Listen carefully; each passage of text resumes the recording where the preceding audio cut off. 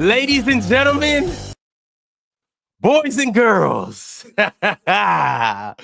welcome to another episode of the Beautiful Panel. To all my hoop heads and heartbreak survivors, and to all the delusional New York Knicks fans. I hope y'all hear me loud and clear because when I tried to tell you guys that the Knicks were going to Nick, nobody wanted to listen to Ron.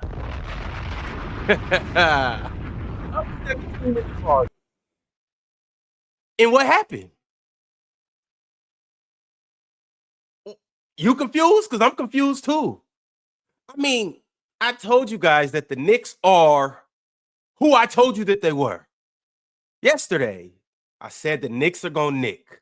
But no, delusional Knicks fans came into my comments, my DMs, my text messages. Y'all came into my personal space with the confidence of Pat Riley in 1999. And now, Chilltown, Swipa, Mars. And now, you guys are on the wrong side of another beautiful Pacers moment that's going to live rent-free in my head, your head, our heads, every one of our heads forever. Now let's talk about it. Tyrese Hallibuckets, y'all know. 31 and 11. Big time shot that hit the back of the rim, touched the top of the Empire State Building, and came down and touched nothing but net. Yeah, he gave y'all that work like it was light cardio. Pascal Siakam, Andrew Nembhard, they like, don't even worry. We got this. While them chump-ass Knicks was bricking free throws like they was trying to build another Empire State Building, my man, Aaron Wardell Neesmith, turned into prime Klay Thompson. 8 for 9 from 3. Yeah. Oh, and let's not forget about those final minutes. You know, Karl Anthony Towns looking confused. Jalen Brunson suddenly turning into a my career MPC. The Knicks offense getting more stagnant than Ben Simmons' jump shot development. Y'all let a 17-point home lead vanish.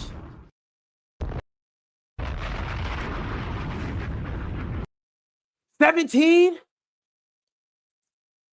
Y'all let Indiana come into the Garden, pick y'all vegetables, and cook y'all up like it was game 5 of the Reggie Miller saga all over again.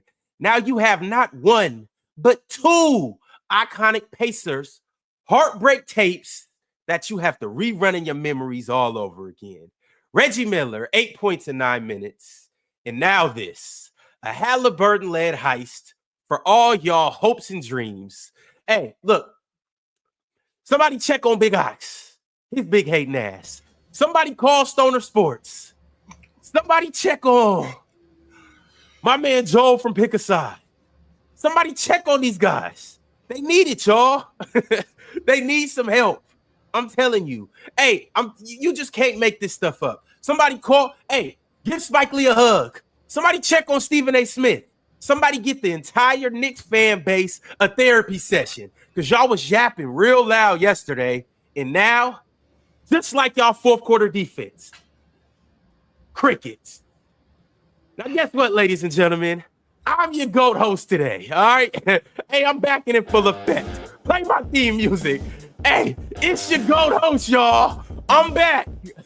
It's your resident basketball prophet, Knicks realist, and Pacers parade starter. Let's break it all down because like I told y'all yesterday, the Knicks are going Nick. Right, Swipa? Right, Penn? Hey, Penn, you was talking all that big shit in the comments. In the group chat, you was talking all that good shit. What's up now? What do you mean? Big Ox, where you at? Pacers in 5, right, Chill? 6? Why am I catching strays? Anybody? I said that one. I said they had the Pope on their side. That's number one. Okay, that we'll start there. But then, Ron, you nastier than that macaroni and cheese that's been sitting out for 4 days. That's what you nasty in right now. You are disgusting. That's number one. Okay, number two, and this is a bit of an interesting thing. So, Ron, how many points did Reggie Miller score in 9 seconds? Ask him. I don't know. I think it was 8 points in 9 seconds. Reggie Miller scored. Would it bug you out that Aaron Nesmith went 8 for 9 from the long ball line last night? I mean, that's not a coincidence. Even think about that. that's not a coincidence either. So, they went to pieces yesterday, Ron. They 100% went to pieces yesterday. That Indiana team played the entire 48 minutes. That Knicks team played for about 37 or 38 of them. They ran out of gas at the end. I thought Tibbs made a mistake putting Brunson back in the game when he put him back in the game with 5 minutes left. I thought that group had control of that game. I thought that Brunson, when he came back in the game with those 5 minutes, now it was the captain clutch moments where now Brunson has to close out the game when I felt like they already had the game under control and they could have stuck with that unit for a little bit longer. It's their rotation, guys, Ron. And I said this to you before the series started, and I thought that this was going to be the difference in the series. It's their rotation, guys. Guys like Neat, guys like Obi Toppin, guys like Matherin. These are the guys who were the difference in that game last night. Guys like Nembhard. These are the guys who kept the Knicks on their heels. And I feel like the Knicks ran out of gas. Tibbs is going to have to dig in that bench, and he's going to have to stick with those guys more than he does. He's going to have to play Shamrock. He's going to have to play Precious Achiuwa. He's going to have to play those guys. You can make that face all you want, Swipe. 7 guys in this series ain't enough. You try to play 7 guys in this series, you're getting smoked. No, I promise you that. That's you what play they've been 7 playing guys in all this year. series, you're losing. They ran out of gas at the end. They've been like that all year, though. That's 7 guys who in they this are. series, it's not going to be enough. It's not. That's their playoff rotation. Why and is it's that not going to be enough. No, why did you pick the Knicks? I didn't pick I said they had the Pope on their side. That's what I said. No, who did? Well, who the picked the Knicks on their side no more? The Pope not on their Don't side? look like it. Well, the series ain't over, Mars. I mean, there was okay, so none of this depth stuff matters if the Pope's still there. Hey, the fourth quarter, we was throwing up all prayers, and then once again, it seems like the Pope might be on our side. Can we not act like Nesmith didn't have it going early, though? I mean, don't get me wrong. Nobody anticipated him doing that. None of y'all dudes, because I know I didn't. Anticipated him cracking 5 threes and scoring 20. You did not, Penn. You did not have him scoring 20 in the fourth. No, you didn't. No, I didn't have him scoring 20, but I'm telling you, when the game is on the line, this dude refuses to lose. We saw it. We've seen it so many times. He's won them 2 games that they had no business winning. Sure. That offensive rebound on the free throw, the clutch, charge that he drew. This guy just does everything. And also, Ron, it's not Aaron Wardell. It's Aaron Joshua Nesmith. We're going to put some respect on Aaron Nesmith's name. Yes, sir. That's his actual name, Ron.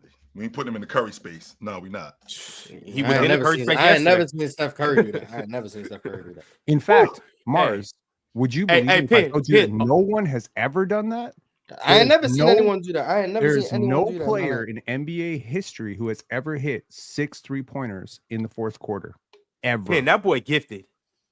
That boy real gifted. Nice. Bro. Good transition. 100%. Bro, that game was crazy last night, fellas. That was wild. That was a really good game. How y'all feeling this morning? I feel like Indiana. Amazing. Yeah, how y'all feeling this morning? I feel like the Knicks. I feel amazing. That's the best game I've ever seen. So I feel like that was a really good game, bro. I feel like the Knicks up until late in the fourth, I feel like they were beating Indiana at what Indiana does. I felt like they had sped the game up and they had slowed down Indiana. I felt like they had gotten on the offensive glass like what Indiana does. I felt like they was doing more Indiana than what Indiana does. And that's when those rotation players came in. And I felt like they made this thing more of a game. And they played the whole 48 minutes. I think that was the difference in the game, more than anything. See, that's the thing, Cho. You said that they ran out of gas. I don't think they ran out of gas. More than anything, this is the one game where the Knicks got some surprising amount of rest for their stars early in the game because Mitchell Robinson was cooking. Cat got an extended break. Jalen Brunson got an extended break in the first half and the second half. This is not running out of gas. This is not, we need to play Landry Shamet and Precious Achiuwa. No, you definitely do not. I think this is a team that frankly thought they won the game before they won the game. And there's another team that decided this game's not over. I think this comes down to coaching and mental toughness. Hey, Penn, didn't you say this last week? Mm-hmm. And then In you fact- said this like 3 weeks ago, right? In fact, I've said this three This times. sounds like a rerun. It is a rerun. They keep Ron, doing it. because they've done this 3 different times Yeah, in man. the playoffs already. They've come back from a 7-point or more deficit with 90 seconds to go 3 times. Name one other team since 2000 that's done Never it. done that before, Penn. I don't think you can. I don't think you Never can. done that before. Never. Yeah. It's Zero. never happened. So this is guts. This is resilience. But I think most importantly, I mean, you can give the players a lot of credit and they deserve credit. I think this is coaching. I really do. I think the confidence. Yesterday we had a better coach. You do have the better coach. Yeah. Had the better coach.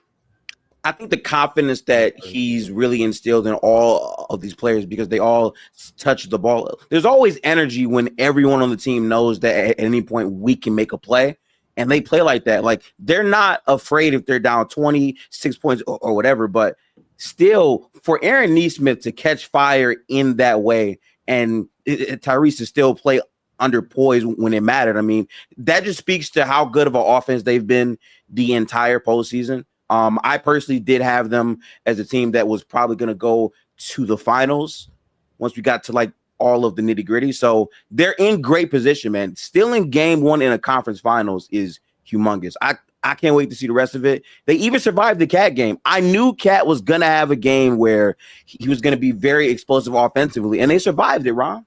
They didn't survive the Cat game. They survived the Cat and Brunson game. But Penn, No. Nah, They didn't just survive the Brunson Cat was and Brunson turning the ball game. over like a madman, but I mean, They Yeah, bro, he had like survived 7 the game. turnovers, right, Mars? like, that was ridiculous. And he Oh, kept trying to yeah, turn it over on inbounds, but I mean, other than that, yeah. But let my point guard do that. Penn, to say they didn't run out of gas. I mean, and I'm interested to hear your point on this. But to say that they didn't run out of gas, I mean, I think it's a little disingenuous considering, Brunson as their starter, he played the least amount of minutes. He played almost 38 minutes yesterday. He played the least of all of those guys. Yeah, they went to overtime, so And it went to overtime, and he played the least. Mikal Bridges, he played 46 minutes yesterday. Josh Hart played 44 minutes yesterday. Cat played 39 minutes yesterday. OG played 41 minutes yesterday.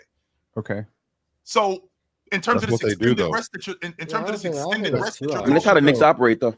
Chill. I don't think They that's do too have hard always to done put in it. Gifted, I'm not going to argue that point. They've always done that, which goes back to my original point when I said that I don't think 7 guys in this series is going to be enough. But Well, I would hear you- that. Well, hold on. Hang on 1 second. 7 guys in this series is not going to be enough when you get to game 7, game 6, You maybe don't think we're game going 5. that far? No. I'm not saying you're not going to go. I'm not declaring the Knicks' funeral right now. I'm saying later in the series, all that depth is going to pay off. But in game 1, where your bench outplayed their bench, your stars, mano a mano, outplayed their stars. You're up 14. They commit a comedy of errors, fouling 3-point shooters back to back. Yeah, Obi bad Toppin, decisions. one of the best dunkers in the league, misses a wide open dunk. These are momentum That swinging had me plays. so mad. Every single time Mhm. the Pacers could have folded and should have folded, they just said, "No, I'm good. I'm straight. I'm not folding." You want to know And why, that's Penn? cool. What? Because real dogs don't fold. I forgot Rocco talking shit today because Real dogs don't started fold. Word up. Gifted. This is your fault. This is Me? This Is your- me? this is on you. Yes, this is your fault. I do want to say this, chill, right? I think one of the biggest mental errors I saw for the Knicks, there's a play, I forget if it was in fourth quarter or maybe overtime. Josh Hart just allows, I think, Nembhard to cut, and he just doesn't move at all. And it's a free, passes in for the layup. bro, those types of plays are how they came back so quickly. They just scored so fast, independent of just really crazy shot making. Like, they just have so many threats that you have to really be focused on. And they have Brunson and Cat, who, are defensive weak links. It's just going to be like a tough counter to that. I feel like they kept him. I feel like they kept Cat in the action, but I don't want to leave out, to your point, when you talk about simplifying things. Penn, they didn't do much with Naismith. It was down screen, shot. Yeah. Down screen, shot. It wasn't like they were running a ridiculous amount of action with Naismith, where he was knocking down threes. It was down screen, come off the screen, shot. Down screen, come off the screen, shot. And he was wide open. These are the plays that when you get late in games that you have to keep playing. And I felt like the Knicks took their foot off the gas, and I felt like all of that and you guys can straighten me out if you want, I felt like all of that was predicated on when Brunson came back in the game. I think that they should have stuck with the group that he had when he was rolling, when they were up 14. Sure, they went on a 10-0 run when Brunson hit the bench. This is literally Ron. Yeah, that's when I thought the game was over. That was crazy. Yeah, well, I didn't think it was over, but yeah, y'all thought it was over. I did. I thought it was more likely because if you go on a 10-0 run without your best player, it looks kind of scary for you, right? Like, I mean, Yeah, I thought that game was done. I think if you look at the broader sample of how the Knicks have played this year, that run was a bit of a fluke, right? It was a lot of self-imposed chaos from the Indiana Pacers, fouling three-point shooters, etc. That's how that run built up. It was turnovers. It was just silly mistakes by the Pacers. Bad fouls. Yeah. When I say, the mental toughness, right? Halliburton hits that shot. We all think it's a three. He flashes the choke sign, and then we find out it's not a three. Right? We go into overtime, and I'm like, yo, do the Knicks actually have momentum right now? Because there's a lot of emotional exhaustion when you think you've won the game and you find out from the refs on a technicality that you did not win the game because your star player hit a shot so regathering yourself, saying, oh, the Pacers ran off. Like they were like, oh, we won. And they're celebrating. And then they look up at the buzzer. It says 125, 122. Like, what? We didn't win? You could have easily come out in really flat in overtime. And what happens? There's one player who came out very flat in overtime, Miles Turner. Immediately. Oh, man. No, hang on. He immediately makes two mistakes. And I'm like, Miles Turner literally going to cost them overtime right now. And what happens? Bench. They benched him. Yep. Great point. Great point. Saves the game. So, when I'm saying coaching, that's great coaching, this is coaching. Knowing watching the game as a coach and knowing this guy right now is already on the bus. He's mentally out. He's not here. He's making these mistakes. He's missing shots he shouldn't miss. He's missing a rotation. I'm riding with Obi. And the broadcast, they question that. They're like, whoa, wait, Miles Turner shot blocking, whatever. Nah. If you're not there, your shot blocking means nothing because you're not going to make the shot. So big time, this is just a coaching masterclass. And this is an Aaron Nesmith masterclass and a Tyrese Halliburton masterclass. And a masterclass in just controlling pace and tempo. I think this pace favors Indiana. And to your point about depth playing a role, as I said, it will play a role the further the series goes. The Knicks have a blueprint to success, which is winning in 4 or 5. Right. The Pacers' blueprint to success is winning in 4, 5, 6, or 7. Sounds like a boxer, Pen. That's what it sounds like to me. It sounds like a boxer. It is 100% boxing. It's 100% boxing. Prepared to go 5 or 6 rounds. He ain't prepared to fight 10 rounds. The better conditioned boxer is gonna win the longer it goes. But the heavy hitter, the guy who's going for the strike, the knockout blow, that's the Knicks. In a nutshell, that's the Knicks, and that's their game plan.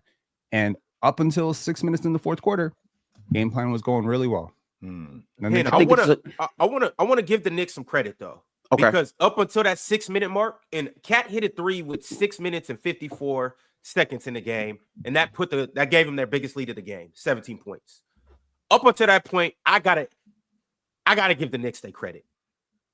That might be the best I've ever seen the Knicks. This iteration of the Knicks play. It was nothing we could do with them. Like, for real. Game 6 against Boston was quite good. Them dudes was getting to it. Brunson was getting buckets. Right, Ron. They were in control of that game yesterday. Karl Anthony Towns was doing what he wanted to do. Bridges was getting to his spots. OG Anunoby was balling. Like, these dudes, they was on point, and it was nothing we could do. And I was here yesterday talking all this defense shit. I'm sitting there almost pulling my hair out like, damn, what the hell am I going to say on the panel tomorrow? And then it happened. I got to give them credit for that first 3.5 quarters because you guys really look flawless. That offense, it was nothing we could do with y'all. Right. But again, like, it was a really close game for most of the game until it broke open on the comedy of errors. I don't think Pascal Siakam played really well. He can play a lot better, right? The bench, I think they could play a lot better. In an average game in this series, Indiana's bench is going to outplay the Knicks bench, and Indiana's a smarter team. I hate to say it, I just think they're a smarter team. They just read the game better. The longer this series goes, so the better conditioned team, they're the smarter team, and hey, coming into the series, I was like, but at least New York has Mr. Fourth Quarter. Swipe, I want to rewind the clock. Mr. Fourth Quarter is actually in Indiana. Yeah. His name's Aaron Neesmith. I want to rewind the clock back to January when you were high on this Indiana team. You would not a lot of us were talking about Indiana. Not Ron either. That's why Ron will tell us that he was that he was talking a lot about Indiana. You were high. Ron, you got to answer that. You were high on he this doesn't need to Indiana. answer. We don't even. Swiper Swiper wasn't here. I was talking about Indiana before Swiper was even. You wasn't talking about him like Swiper was in January and in February. No, you weren't, Ron. But what about last January and February? What about last January of 2025 and February? What about January 2024? Wait a minute, did you say the Bucks are going to win the East, Ron? But what about 1995? Ron, did you not say the Bucks are going to win the East? I have a point, Swiper. The point I'm making. Well, I think Bron did say something like that, so that's why this is all. The question that I have, for Swiper, is when you were watching this Indiana team, because I tapped into some Indiana games, but I wasn't paying as much attention to them as you. What about this team did you see where you were thinking, yo, this team got a lot of motion and they're going to cause a lot of trouble come playoff time? Well, I mean, I think it's just everything. I think, like I said, we've talked about this, I don't know, for like 12,000 times. If they have 10 players on the roster, really 11, including Ben Shepherd, that all can play. Thomas Bryant, I remember we had a Thomas Bryant conversation before the playoffs started. Not everybody up here, people were laughing. Like, if you get in Thomas Bryant minutes in the playoff, you're losing him. He's turned himself into a good NBA player. He's a good rebounder. He can make shots. He knows their system. I think to Penn's point, I think Rick Carlisle's done a terrific job of getting everybody to believe in who they are, their identity, what they're supposed to be doing, like where they're supposed to be. I talked about this multiple times this year, but just in 100, if you filter out for 100 minutes played for 5-man lineups, the Indiana Pacers, they have the best starting 5 in the playoffs right now. They're a plus 19.3. They got a 105 defensive rating with their starting lineup. We talked about Nembhard before the playoffs, talked about Neesmith before the playoffs, talked about Miles Turner, and then we talked about the fact that Pascal Siakam, they have 4 positive defenders in their starting lineup, and Hallie also defends. Like, he's not a good defender, but like he commits to the scheme. Sure. They have shot making, they have shooting, they have versatility, they're fast, they pass, they're aggressive. I mean, you put all that stuff together, it's really difficult to deal with teams that play that way. So I mean, it was just honestly a great job by them putting that team together. And I think yesterday, I really through the playoffs, I mean, it's going to be, nip and tuck for multiple games in the series. But ultimately, I just think Indiana's just a better basketball team. I think you and I had a conversation a couple of months ago. And I mean, I think I was wrong because the way it was put together, where if Indiana made it back to the Eastern Conference Championship, are they a dark horse? And I said, well, they were just in the Eastern Conference Championship the year before. And you and Mars jumped on me that if they made it back, they were a dark horse. Sounds about right. Yeah, they were a dark. But to your point, nobody was really picking Indiana to get back to the Eastern Conference Championship. If we're being honest, nobody was. So to your point, Gifted, nobody was. So they would have been. But I did tell you. You did tell me those. I did tell you they play Cleveland though. It's going to be a lot different than people are realizing. I remember you saying that. I had Cleveland handling them. I did. I had Cleveland handling them in 5 games. I thought again, Cleveland got injured, so like it's not just they outplayed them. They definitely got injured for sure. But Indiana's just really good, and I think the way they play is terrific. Like to be honest with you, the way that Indiana played, I just think that instead of beating them in 5, they probably would have beat them in 6 or 7 had those guys not gotten hurt.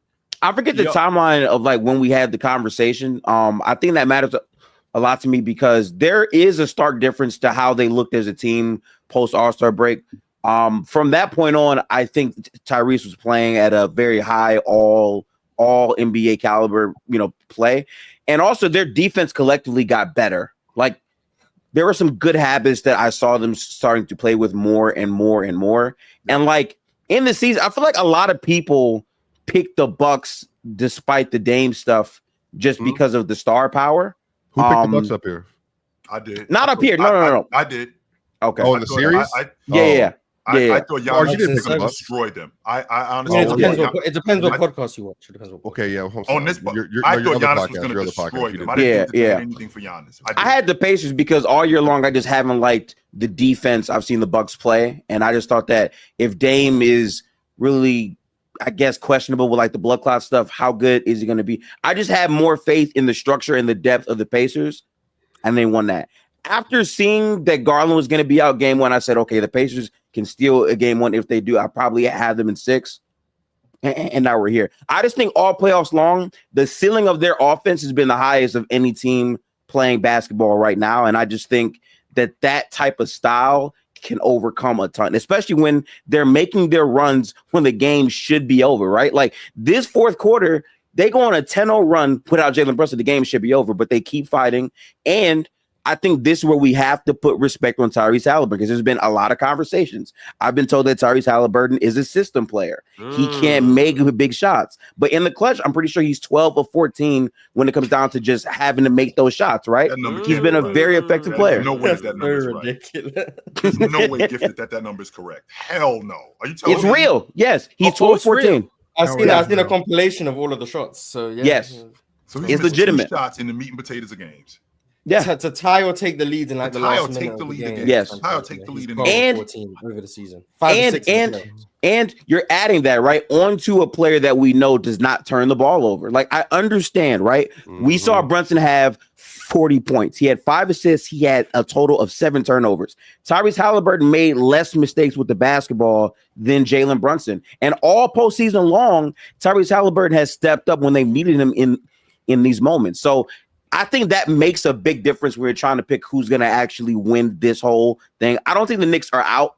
I think they are a very good team for sure. But I just like the wildness of knowing at any point a guy from the Pacers can really go off. Miles Turner in the first round, Aaron Nesmith last night. They just have so many different guys forget about Nembhard have those moments. Yeah, no, absolutely Nembhard. He's been good he didn't have a good game last night, but overtime. I expect him to bounce back. Overtime is when it counts. Also, 100%. I will say, Aaron Nesmith struggled a little bit coming into the league. He bounced around with the Boston Celtics. Yeah. Over the last 2 years, the dude's been shooting 42% from 3. 42%. If there's anybody who is going to do this, it probably is him. He just doesn't usually get the opportunities. He doesn't play the minutes to generate that, but he might be, I don't know. We could start saying he's probably a top 10, top 15 shooter in the league. I'm not kidding. Yo, Penn, remember you made a statement about how when you look in a guy's eyes, you could know if he's really clutch and if he's gonna make free throws. Remember that? You know what's funny?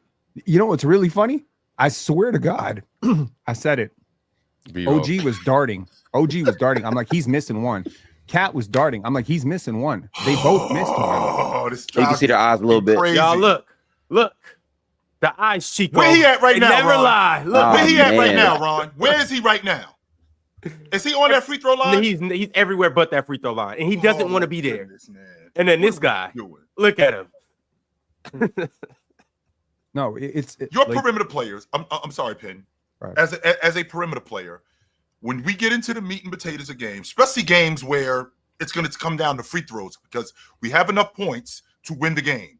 And if we're up 2 or we're up 3 possessions and now it becomes a free throw game, that's all you want as a perimeter player. Go to the stripe, ice the game. That's your job. Whether it's your lead guard, whether it's your 2 guard, you should not have, in the words of my man Big Ox, you should not have dollar sign eyes. That should not happen. Go to the free. Now, don't get me wrong. There are plays and there are times when, Reggie Miller scores 8 points in 9 seconds and John Starks goes to the free throw line. And instead of thinking of icing the game, he's still on the fact that just happened. That's what he's on. He's not on the fact that I got to make these free throws to ice the game. Yeah. He's still on that. But as a perimeter player, I've always thought that you want to be in that space. When I go to the free throw line, game's over. Speaking of Big Ox, anybody heard from Big Ox? No. I've seen him on Twitter. You seen him on Twitter? Some on Twitter a little bit. Right. Dentist appointment. Did a whole lot of barking yesterday, huh? Mm-hmm. It's funny. It's funny how the big barking dogs should all turn into cats. Oh, Barks turn to purrs. You ever hear that term? The eyes are the doorway to the soul. You have, right? The eyes are also very interesting from this perspective. That try to do this, right? Right on cue. If you look at your hands, like I'm ducking or something. Gifted, come on, bro. If you bro, come on. I promise this is gonna make sense. No, hold on. Start from the top again, Penn. Start from the top. Okay. Look straight. Ox needs to hear this. Look straight. Right? Look. No, Ox definitely does not need to hear this. I promise you. No, I'm not giving a shit about this. Look straight. I'm locked in always. Now, pull your finger up to your eye and keep looking straight. What happens to everything behind it? Everything goes out of focus, right? Yeah. So that's the point. Our eyes are like camera lenses in a lot of ways. There's a focal distance and stuff. So There's so many things happening. People often come on, Ron. There's so he finna how you cross-eyed with a headache and everything in a couple seconds. He will watch you have a migraine. You gonna have a migraine in 5 minutes, Ron. There's a million listening to Penn. Man, you come up here yapping, like, just take the L and move on, man. Get him, Penn. Oh, wow. I wasn't playing last night. I'm taking the L. And since we on that, Penn, I want you to stay there. I'm trying to say something. You come up here 30 minutes late with your L. Penn, I want you to stay right there, Penn. Please hold that thought, Penn. Please hold that thought. But I want to say something right now, and I want to make sure we get to the bottom of that. Stop. The other day, you got up here and you jumped on us about the Kobe Bryant disrespect. Did you not do that? You said there will be no more of that. From now on, do not say to me that TJ McConnell is a better lead guard than Tyrese Halliburton. Don't say that to me again. Hey, what is wait. Chill. Wait. Chill. What? First of all, chill. What does Kobe Bryant got to do with Tyrese Halliburton and TJ McConnell? That's what it is. The disrespect. Okay. All right. TJ McConnell and Tyrese Halliburton are not in the same class. No, they are all right, not. First of all, chill, those are two completely different things. Second of all, per minute last night. What did TJ do last night? What did TJ do last night? TJ McConnell had Ron in the chat agreeing with me. Did he or did he not? Yesterday during the game. When TJ got in the game, was he or was he not balling? And I'm glad you brought that up, Ox, because was he balling, Chill? How you feel about Tyrese Halliburton today, Ron? Best guard in the East. See what I'm talking about, Ox? So why'd you listen to that? Best guard in the East. But first of all, what I'm saying though, Chill, Tyrese played a hell of a ball game. No, he didn't play a hell of a ball game. He played like a top 5 league guard. That's a hell of a ball game. What am I saying? I think he played great last night. Let's not act like TJ ain't come in and do his job. Tyrese Halliburton. Just like you are not trying to hear any disrespect about Kobe Bryant anymore, and I'm good with that. Why are you bringing up Kobe in this? Why are you bringing up Kobe Bryant? Tyrese Halliburton bullshit. He's bringing up your hypocrisy. I'm not. Okay, that's not hypocrisy, Swipa. Fine. That's cool. And TJ McConnell are not in the same class. They're not. All right, fine. That's cool. That's who he is. He's a backup lead guard. Tyrese Halliburton is a starting point guard on a championship contender. Those two things are not the same thing, Ox. They're not. Okay, so chill. When I said this, TJ McConnell was thoroughly outplaying Tyrese Halliburton. That we were watching games when TJ McConnell had to save the squad. Coach Carlisle. I say Coach Carlisle. Sure. Put some respect on Coach Carlisle. Look, chill. When I said that, when I was saying this, he was taking TJ out the game, and their offensive production was taking a nasty dip. So let's not act like I was just saying that for no reason. Let's not act like he was injured. Swipe. I'm talking about when the basketball games was happening. I'm talking about when I'm watching. I don't care about none of that. He was on the court. He wasn't playing. He wasn't playing very well. Chill. Well, he wasn't playing very well. This isn't something that I need to go back and forth with. Y'all say he's better. That's fine with me. And I'm sure Tyrese Halliburton is a better basketball player than TJ McConnell. I said that when I said it, but I also said I think TJ McConnell is better at being a distributor, settling the offense down, and finding looks for. Hold on. Finding looks for his teammates when Tyrese wasn't able to do that. Those are things that lead guards do. I said, yes, I think he's a better lead guard than Tyrese Halliburton, but I still think Tyrese is a better all-around basketball player. There's no disrespect. Well, how is he a better lead guard then?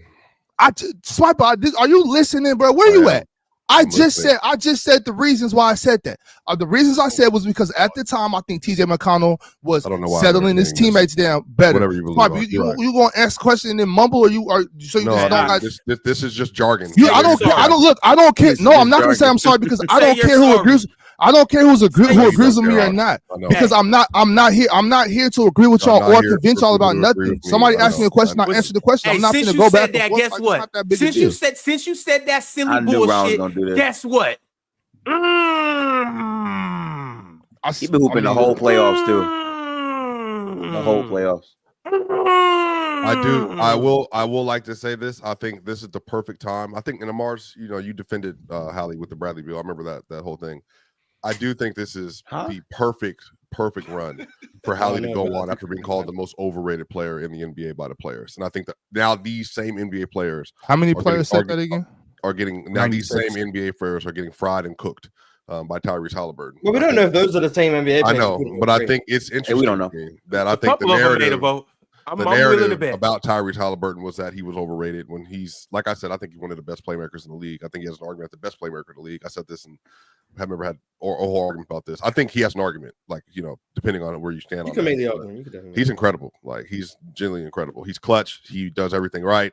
He's a team guy. Like Ox, anything like shoot, he'd be a great point guard for Ox. You think about it, he was a 20 and 10 playing next to him. Like, he just does everything. Like, he does everything right. He works hard. And I think the biggest thing is he knows he's the worst defender in their rotation outside of Thomas Bryant, probably.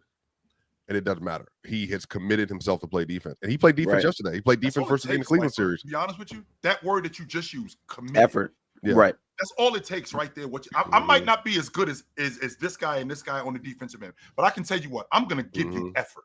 I'm not just going to die on screen. Yeah, he's doing Steph Curry. He's doing the Steph Curry. I'm going to give you effort. Yeah. And that's all that really matters here.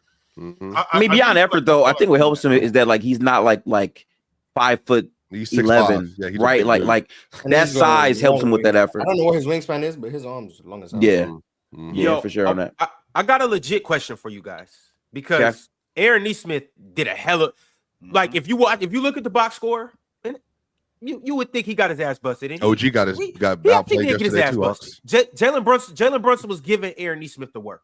He was giving, but he did a good ass job. He harassed him full. He was fighting. All game. He was fighting. Yeah. Who did a better job? Jaden on Shai or Nesmith on Brunson? I know Brunson scored more, but he was picking up full court. Yeah, Jaden on Shai. I'm going Jaden on Shai. Yeah, but Shai putting up a stinker from its efficiencies, like that, whatever. Like, this happened a lot this playoffs. I think that's like that's a contribution of having like Rudy and them behind him also at the same time. But in the fourth quarter, they locked in on Jalen Brunson. Like they locked in for, and you know, if you hit step backs, I'm cool. I fully expect him that last step back he had, Chill, where he stepped back left to try to tie the game up with. I thought he was gonna make it.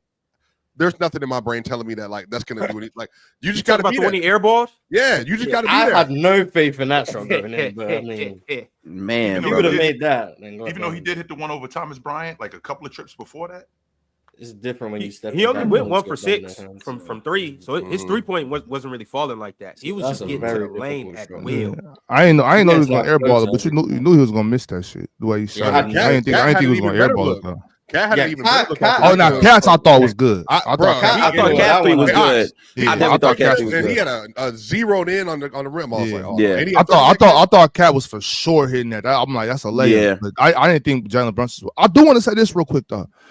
Before you read this, though, Ron. Before you read this, let me say something real quick. Read it.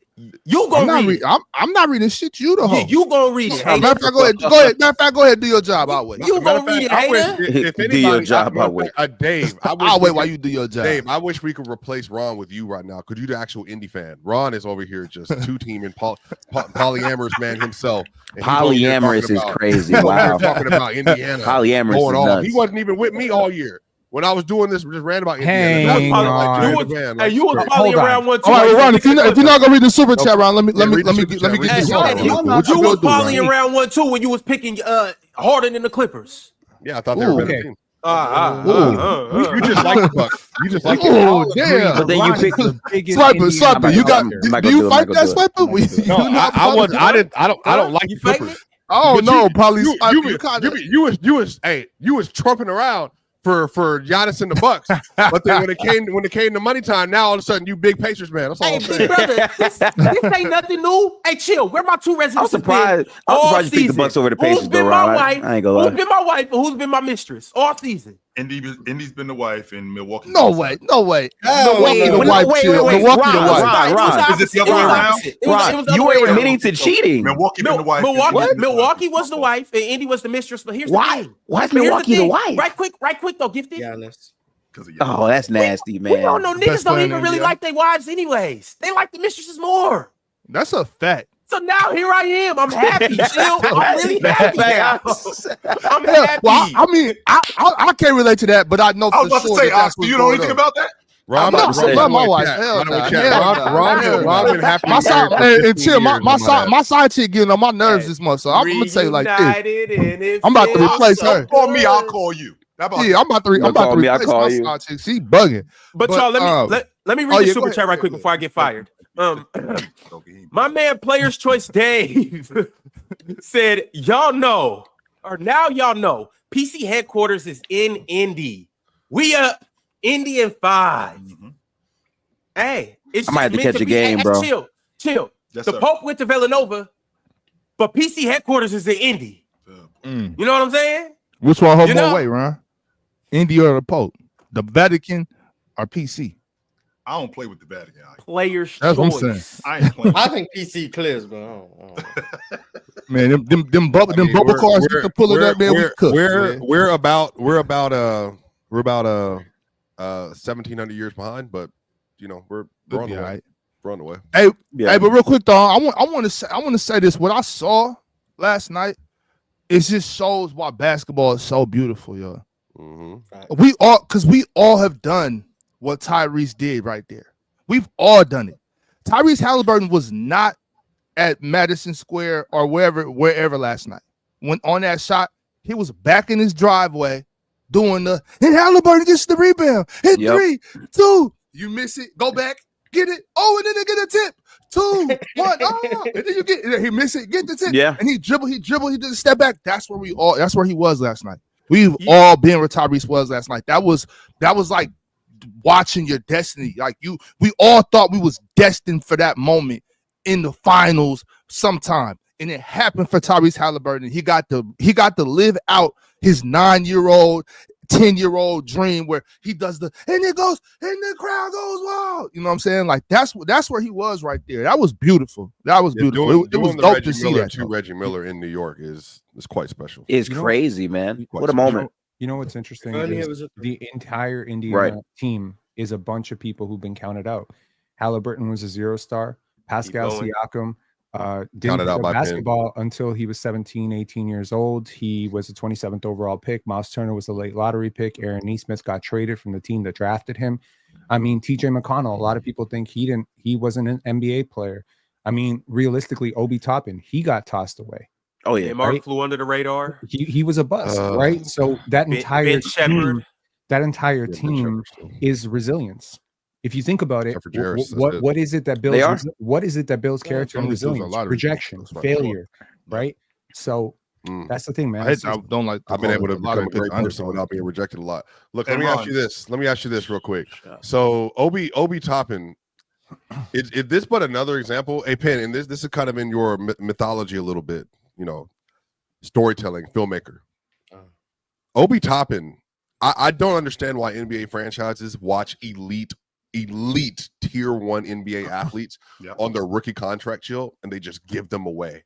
Like you don't actually try to get real assets for said player. And if you had that kind of like aerial like attack to you and you were smart, could Obi smart, he just didn't fit with the Knicks. Like he was a perfect player to take a flyer on, and then it ends up like working out stupendously. And I think the next person could be Jonathan Kuminga, because they're apparently not going to pay Jonathan Kuminga. I would at least be willing to give him a shot if I'm another team, especially if the value's low. Yeah, because you never know what you can get. Like if that player turns into a smart. Remember, Obi couldn't shoot. Obi couldn't shoot. You cannot shoot. He went to the Rick Carlisle system and was like, all right, bet we need you to become a 40% spot up 3-point shooter. And what they got a 4-year, $40 million deal for $52 million? It's cheap. Yeah, he was traded. It's cheap. Obi Toppin was traded for not one, but 2 2s. I know. 4-year, $58 million. Well, now one of them second round picks turns into Jokic all of a sudden. Okay, so it's worth noting that when he signed 4 years, $58 million, it was before that was an overpay. Yeah, 100%. That was an overpay. He wasn't a bad player for the Knicks, but he certainly wasn't living up to the pre-draft hype billing. He gets 4 year, $32 million. He did have a lot of. I do want to say though, if you play in Indiana, you are going to be more efficient. You're 100. Sure. It's a little bit like playing next to Jokic, right? To put it in your terms, right? It is a little bit like that. Like you're just going to get better shots. Their shot quality yesterday I don't know what the analytics say about their shot quality. My eyes tell me they got some of the cleanest, best looks. And maybe up until, I don't know, Ben Mathurin came in and took a couple of like crazy shots, and Pascal Siakam maybe settled for a couple of middies. Yep. I think their shots were like, if a computer could generate like the best look on a particular play, they had it. They don't settle for threes. They generate great threes. When the threes go away, they don't keep launching them like the Boston Celtics. They'll get into the paint. They'll get into twos. They consistently pick on your biggest weakness, and the Knicks have weaknesses. They have lots of weaknesses. And if you're a Knicks fan, like, oh, we need to unleash Precious Achiuwa to get out of this drop coverage, you have no idea how badly they're going to pick on him. So there aren't a lot of answers, man. They're the true 5-out pace and space team. And to your point, Penn, I've said this multiple times. They are great at generating threes. They're great at generating dunks. They're great at generating layups, and they're great in transition. Like, they do all of it. Right. So there's no like capping them off. Like they will find a way to do this. And maybe when they play OKC, it's a different story. I think OKC can wash them, but that they're just a really, really, really good basketball team. And I think Hallie is the perfect guard for that system.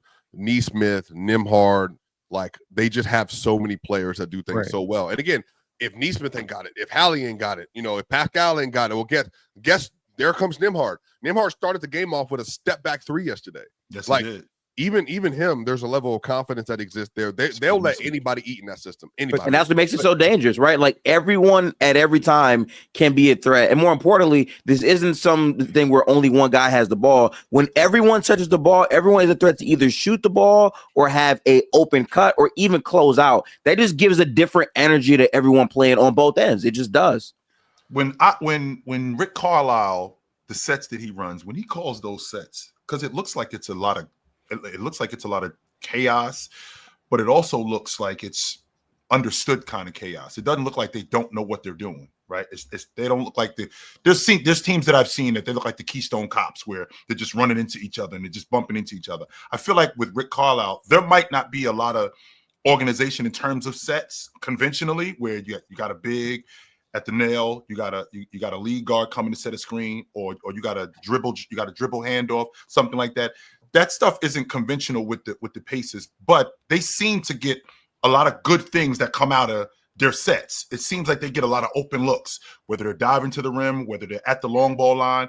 It just seems like even though it's jumbled up, it works. They're really good, man. They look like really a good conference finals level team. That's what. I still think, Mars, and you guys can straighten me out, man, but I still think that to Penn's point, I still think that these rotational guys, this is going to be the difference when we get later on in the series. Absolutely. They're going to win the series. That's why they're getting out the series. I mean, depth is key. Like, I think. I mean, that's why OKC probably going to win to me. Yeah, depth is. I mean, yeah. Well, they starters. They have many reasons, but depth is a huge thing. And like Miles Turner outside the first quarter just had a bad game, so he just didn't play that much. He started off really good in the first quarter. Then everything else, he just was bad. So then he just didn't play that much. And then when he gets back to Indiana, it's going to be a light show. Watch. They have so much flexibility. A light show. It's going to be a light show. Miles Turner, step back, 30-footer, halftime. 16 in the first quarter. Bro, the things he was doing to the Bucks, bro, like it was getting filthy out there. Lopez, wow. Like he was making Brook Lopez look like he shouldn't be on the floor. Who thought? Right. Did Ron think that? Ron, anyways, y'all. No. Ron. Did you think that? Did I think what? That Brook Lopez could play? He said Brook Lopez had the same value as Al Horford in the playoff setting. Brook Lopez back in this series on defense. What? Huh? Brook Lopez in blue and orange in this series on defense. Blue and orange? Back out there? Yeah. Oh, Cat? You know my Cat. Yeah. Oh, Cat's worse than Brook. He's right back out there. Ron, can the Pacers win this series? Like, honestly, can they win this series? Yes. Sure, you think I'm putting up a facade? You think this for the internet? Yes.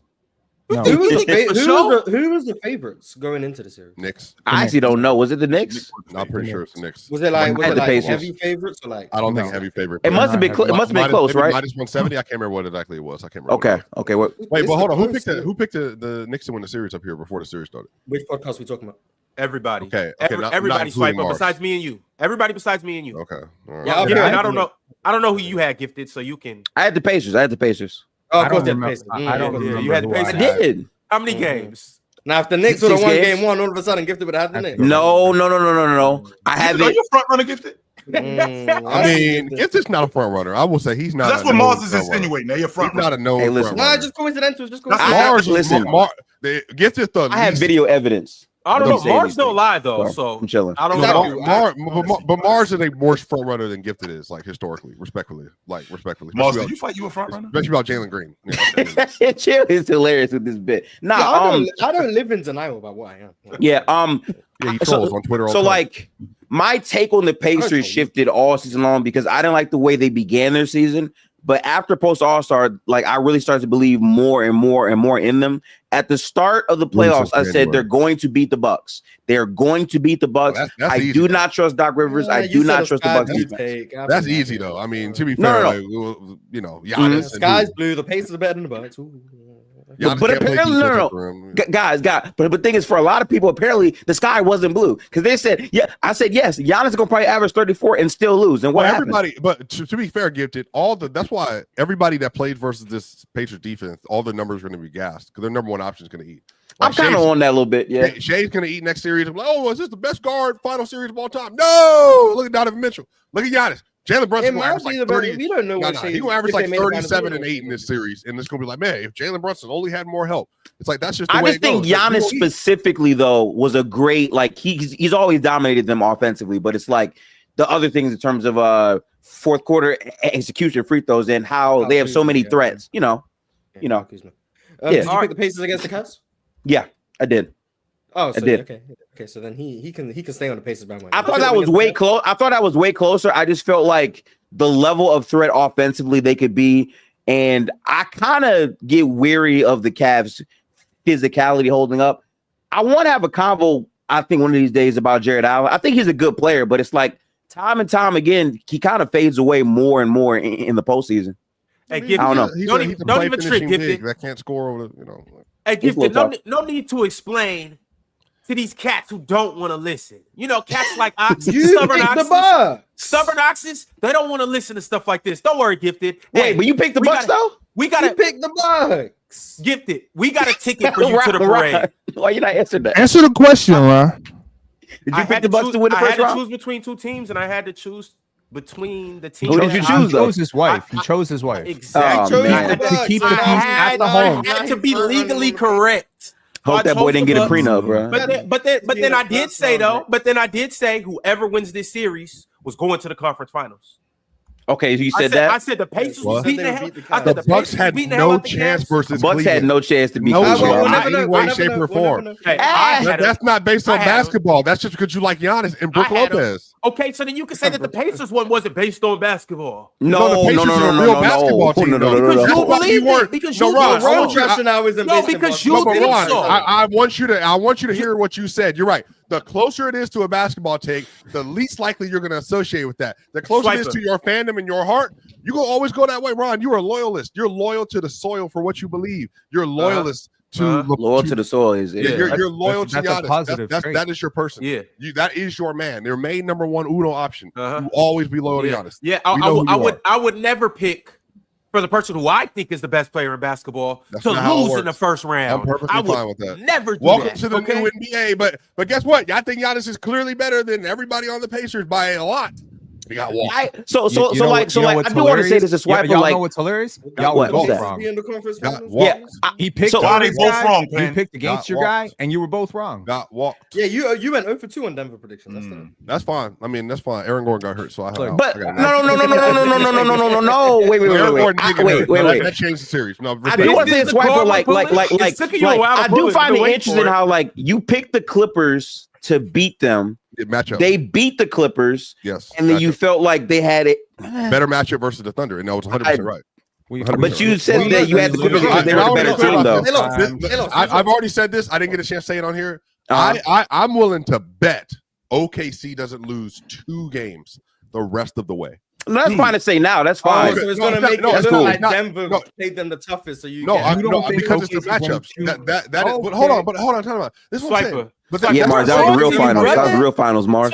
We are on to you. You're not slick. You're not slick. All I'm saying is you picked the Clippers because you feel like they were the better team. They were a You're better pitiful. Okay, You're sad, wait. Yo, hey, what Fritzy at? Bring Fritzy up so we can press right Swipa. about OKC in the series. I mean, I don't know. No. Hey, Swipa, did you duck low the other day? Bro. Did I what? Yo, Did you duck low? yo, give No, me. I saw that you were farming up here again when I was here. Hold that thought. I do wish I was here that day. Because your emotion is talking about you? I heard y'all talking about me, and I heard you man. my emotion. Yo, before Gifted gets into whatever he has to say to Swipa, and I can't wait to hear it, I just got to let you guys know about a beautiful app that takes you to euphoria like Halliburton when he has the ball in the last moments of a closing game.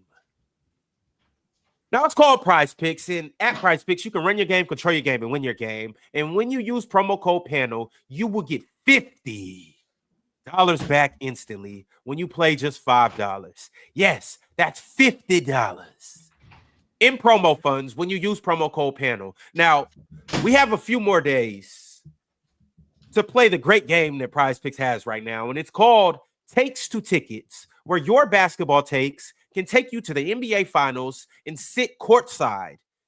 Because every time you play a $5 3-picks flex NBA lineup during the playoffs, you will be entered into a sweepstakes. And if you win that sweepstakes, you will sit courtside at the ship when the Pacers play against the Wolves. But you have until May 26th to qualify. So make sure you download the app, use promo code PANEL, and get these $5 3-pick contests in. And as for today, this is how we rocking.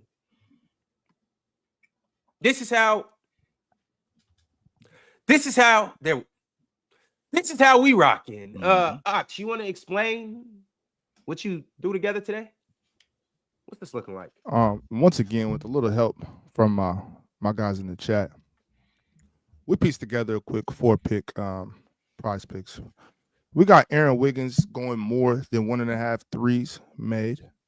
We have Rudy Gobert more than 15 points and rebounds. SGA, we got him with less than 7 assists. And Nas Reed rounding it out with more than 2.5 3-pointers made. Sweet and simple, straight to the point. Easy money. I can't say I'm mad about this one. I can't. Well, I'm happy. It's not mine. It's the guys in the chat. Don't give me any credit. Well, shout out to the guys in the chat. I don't deserve it. I'm not worthy. Ron, you said that you can buy tickets to the Wolves Pacers series. Is that like going to be the T-shirts that are in Africa, the ones that don't end up actually being the series? 2012 like somewhere the Tennessee Titans are the Super Bowl champions. Like those shirts going to be dumped off somewhere. I can't. By the way, I can't jinx the Pacers. I've been right about the Pacers since the start. Like, there's no jinxing the Pacers. They're going to the finals. It could be Wolves Pacers. It's still possible. Yeah, respect. OKC just won on their home court. They did what they're respectfully. Yo, Gifted, you had something that you were alluding to. You're muted. Gifted, we can't hear you. You're muted. A lot of my fault about that. Sorry, I be trying Gifted, to be. You sound like the Garden last night. Sorry, the guard last night. Quiet in there last night, Ron. That was good. So listen, here's my thing, right? So you picked the Clippers in, I think, 6 games or 7 games, right? Yes. And you picked them because you thought that the Clippers were the better team, right? And they also came off the regular season in which they didn't play defense at all, and David Allen had been there for 3 games at that point. Right. So then my thing is, after they beat the Clippers in what was a 7-game series, you then picked the Nuggets to beat them because you thought the Nuggets were also the better team, or no? I thought the Nuggets were always a better matchup in the OKC series. I said that. Were they a better team than OKC? No, that's not what the playoffs are about. No. So playoffs aren't about better team? Because you thought the Clippers were a better team when you picked them. It's a mix of things. I think that if you have the matchup advantages throughout a series, I think Nuggets had obvious matchup advantages throughout the series. I think the problem is that their bench ended up selling them. Jokic, I think in game 4 in particular, that was really the one that doomed him, is when he shot like horrible in that game and couldn't close in the 4th quarter. But we're really getting this game for 12th time. I've already said that I picked them in the regular season. I think they could beat them in a matchup like months ago. So, and you thought right. So like, since you're saying OKC was the better team to you, in your mind, the reason why you feel like they could beat them is because you feel like Jokic would be the difference in the series, right? No, because it's a combination of the starters having the best player in the series, the starters who were better the entire series, having Murray and Jokic, the 2-man game, closing, clutch. all of it, every bit of it. All of So it. you feel like Jamal Murray would be very productive versus that defense? He was good, and he was good in that series for the most part. Outside, I think Game 7. Right, but if MPJ he was very productive. If MPJ is healthy, yes, the series is different. Game 7, you think y'all beat them? Yeah, I mean, for sure. I think if MPJ was healthy, I think the series is different. I think if Aaron Gordon's healthy, the series is different. Yes, both of those things. I think not having your two wings healthy changes the series. Y'all only needed AG. I don't even think y'all needed MPJ. Just yeah, AG I mean, up to that point, they hadn't got MPJ. Aaron Gordon ain't stopping Caruso, but I mean, I guess that's a fact. I think momentum. So Oklahoma City wins the NBA championship. Are we doing the same thing with them as we do with other teams? So are we clear? You know, Ja got hurt in round 1. Don't care. They were never sniffing that series. They're not doing that. The only series is going to be questioned is the Nuggets series. I don't do that normally like that. I just want to make sure that we keep it a beam. Because the Wolves, they're beating the Wolves. They're going to smack the Wolves, and the Wolves are healthy. Like, and people are picking the Wolves. Hey, Anthony Edwards has an ouchie ankle. What? He has an ouchie ankle. Ouchie ankle. Okay, SGA has a hurt hand. So go to what I said. Ouchie ankle. That's what he. Ouchie ankle's funny. Did he just say ouchie ankle? Do they say ouchie? That's what they say in the UK. I mean in Alabama. Yeah, Alabama. Yo, make sure. I will say what I'm not going to put up with is I saw shout out Josh Elderby saying if SGA wins the title this year and Finals MVP, it'd be past Tatum. No, I think at that point I'm complete on Celtics hands on that. This is pure Tatum hate. It's pure Tatum hate. I'm just no way.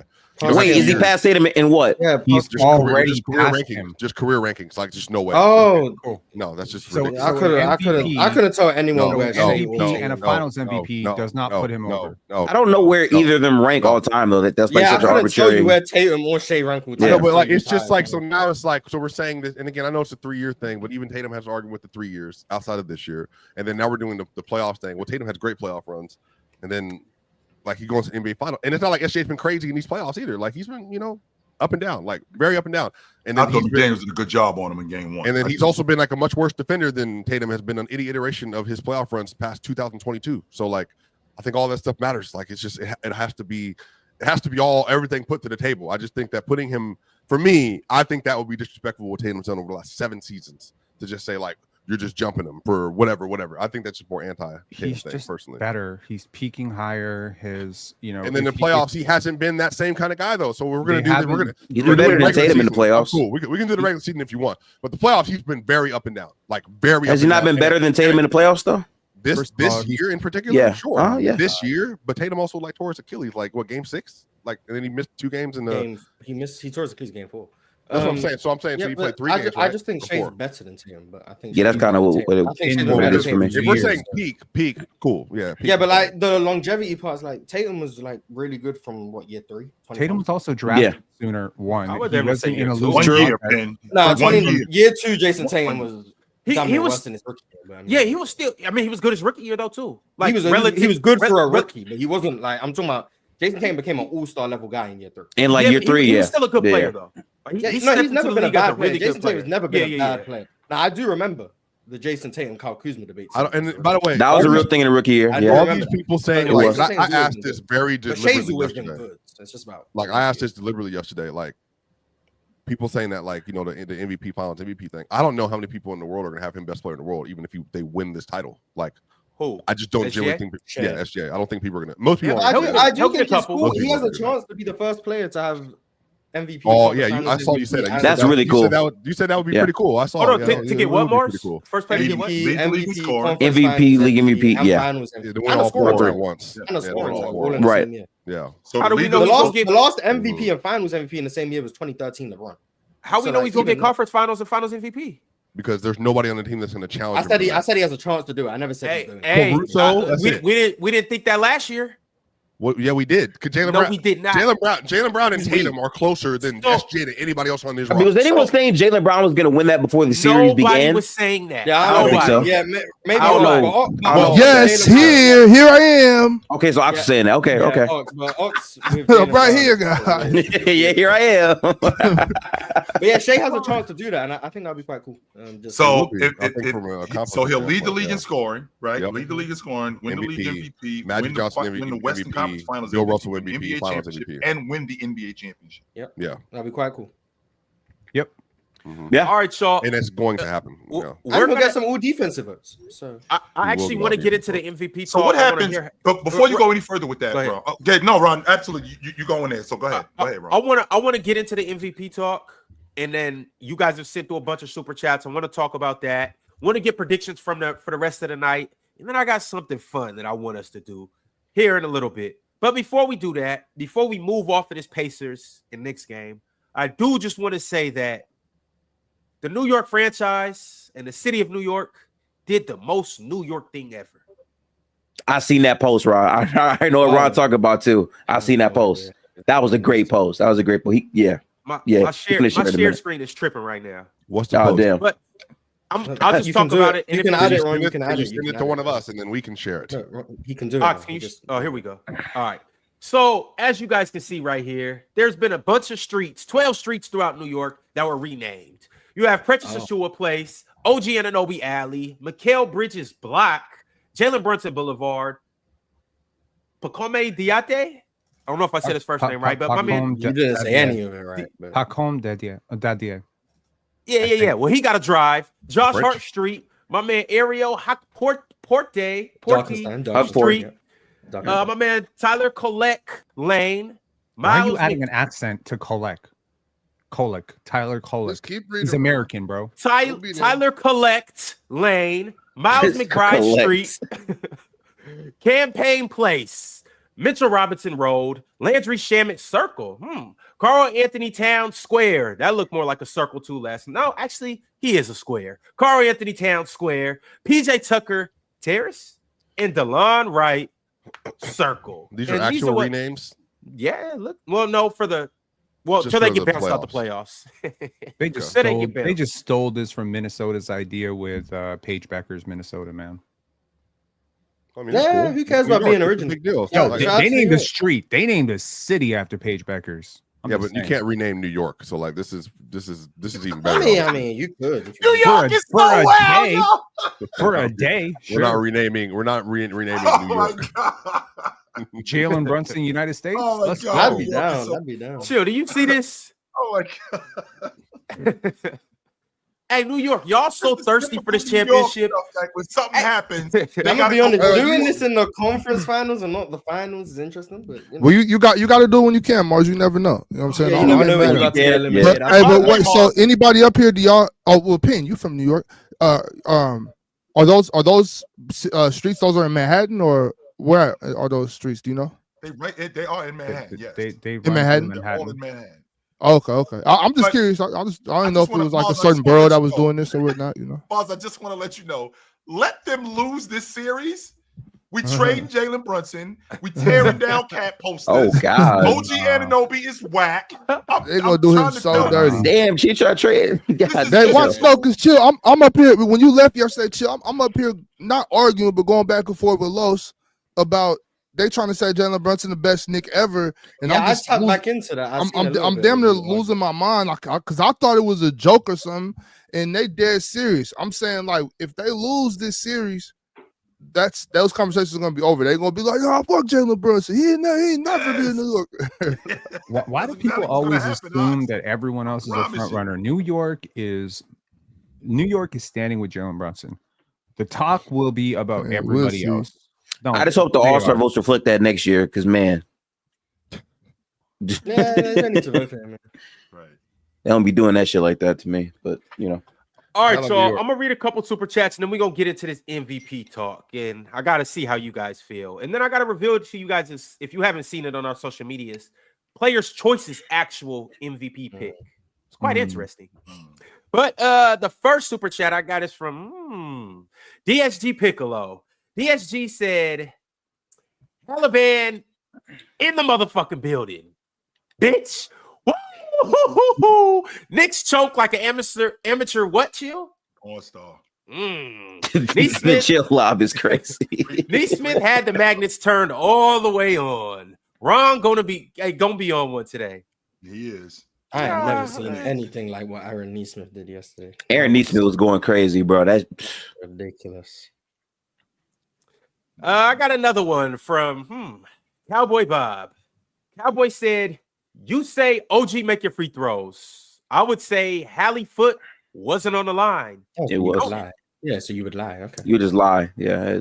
I didn't even think it was that close. Like when I saw it, I didn't even think it was that close to a 3. I thought it was obviously a 2. And then when I seen the replay, I was like, oh shit! Like that was because I was wondering how come everybody was going crazy. I mean, obviously it's a good thing to tie the ball game. I would have celebrated that. You know what I'm saying? But then I realized, oh, they thought they won. And then they went back to it, and it was a lot closer than I thought. When I seen the replay, I was like, "Oh shit, it was a 3." And but Ron, it looked like he was over the line at first. And Ron, just so we clear, because I know that you on that diesel today, you on that good diesel today, and I can appreciate it, Ron. Man. I definitely can. Shout out to the good D's. Yeah, you on that good D's. So you know, Ron, if it's D's, just make sure it's good.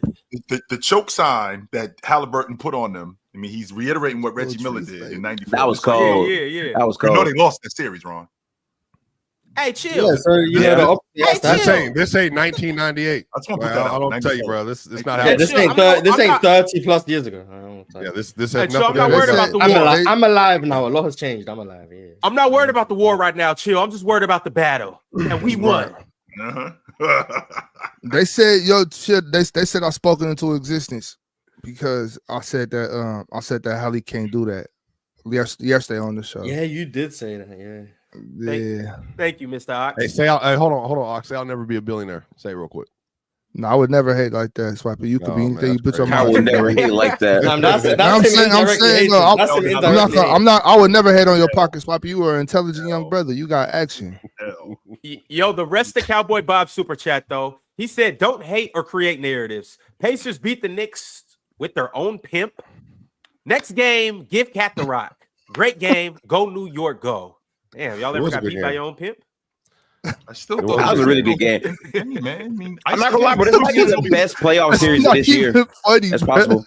It has potential. I think both teams played well. Throws. Like you got to make free throws, man. You do. I agree. You gotta make free throws. I heard you saying that at the beginning. Like, oh, that's best case scenario for us. Yeah, you know what I'm saying, like if we a team, right? Like let's say the 7 of us, we a team. Anybody gets fouled except for me, and they go to the free throw line. That's best case scenario. Oh yeah, we icing this. We getting up out of here. Hold on. Miss free throws like that. Share that energized super chat with the double P's at the end. No doubt. That's crazy. Game, man. Come on, bro. What super chat? It's the second to last super chat. Second to last super chat. Yeah, man. First off, bro, this is what I'm saying. Y'all too. Hold on, wait, Swiper. Before you respond to it, would you like to read it? Ridiculous. So this is from Energize. Off the screen. CA. I don't know what's CA. What is that? Canadian. $5. Okay. Move aside. Chauncey Billups. There's a new Mr. Big Shot in town. Halliburton is clutch. I like that French Canadian accent, Mark. It's Billy. It's there's no way. I'm sorry, like I respectly. You didn't. No way. Ron, please. No, Ox, hear me out. Hear me out for a second. Okay. I can't hear it. Chill. I saw need a little more time. Just hear me out for 1 second. And Shaq. I'm just asking. I'm just asking. I saw Chauncey Billups outplay Kobe and Shaq in the series. Am I lying? 100% you saw that. Shaq. Shaquille. He was there too, Mark. I'm not talking about. He did not. We did this with Penn, right? We did this with Penn a couple of days ago with Brian. Ox, in year 5, where are we with Halliburton? Oh well, yeah. I'm talking about this Tyrese and in Finals MVP. No. That's what I'm doing, Chill. That's what I'm doing. Now, mind you, Chill, I'm not saying Tyrese Halliburton won't be better than Chauncey Billups. I know everybody wants to say, "Oh, Ox, anytime you hear an older guy versus a new guy." No, all I'm saying is let the kid play a couple more seasons. Let him play a little longer, and then by all means, if he's better than Chauncey, I'll have no issue saying, yeah, he's better than Chauncey. But right now, Chauncey got a whole resume. And to Swiper's point, that 2004 run, man, Chauncey was on one. Come on, yo. He shot 47, 93 in 2004. He was. I'll say it because you won't say it with your chest because you never stand with people I stand with. Chauncey Billups was tier 1 defender. Tier 1 defender. In the tier 1A, S tier defender. Guards? Yeah. Okay. Man, did I say for a guard? Don't fix my language. Because he wasn't a tier 1 defender. I don't care. Rasheed Wallace Who wasn't a tier 1 defender in the NBA? Chauncey Billups, whatever. That line wasn't crazy. Rasheed Wallace, Ben Wallace, tier of his own. Chauncey Billups and Jason Kidd was right there, best point guard defenders in the NBA. That's what I said for a guard. For a guard. Yeah. Swiper, but it's not just for a guard. He was an elite defender. Defensively as KG and Ben Wallace. This is the thing. Mars be letting y'all trip out because he be going back to YouTube to watch it. Me and Ox watched it live. We watched this live. I saw him put hey, chill. Tell me I'm lying. Did Chauncey not put Kobe Bryant, Tony Parker, and Manu in a chair in back-to-back finals? He served him. Served. Tayshaun Prince was guarding. Clearly served. No. I saw him guarding. Tayshaun Prince was guarding Kobe, but he wasn't a tier 1 defender. And he was a tier 1 defender for guards. You're right, but he absolutely was. He was a huge bucket getter. He was a great scorer in those playoffs. Great. I'm not saying small. Great scorer. 21 on all-time efficiency for a guard. He was the closer. He was the only one that could consistently get a bucket because Rip Hamilton was not a bucket getter.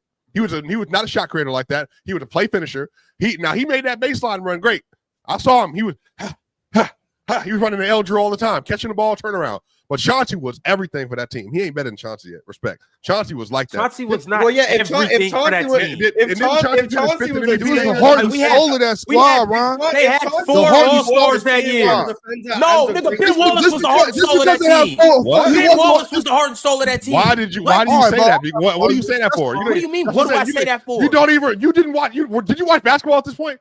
I want to make sure I argue with the right person. At that, because Chauncey was clearly the heart of that team. I beat you 15-0 today, and back then I'd have beat you 15-0. That ain't got nothing to do with nothing. See, that's the problem with you. You a hooper. Stay in your hooper lane. I'm talking about, do you remember? Yes, I remember they had 4 All-Stars. Yes, I do remember. I remember Rip Hamilton was coming off screen after screen after screen, getting busy. Hey, it seemed like the offense was built around Rip Hamilton.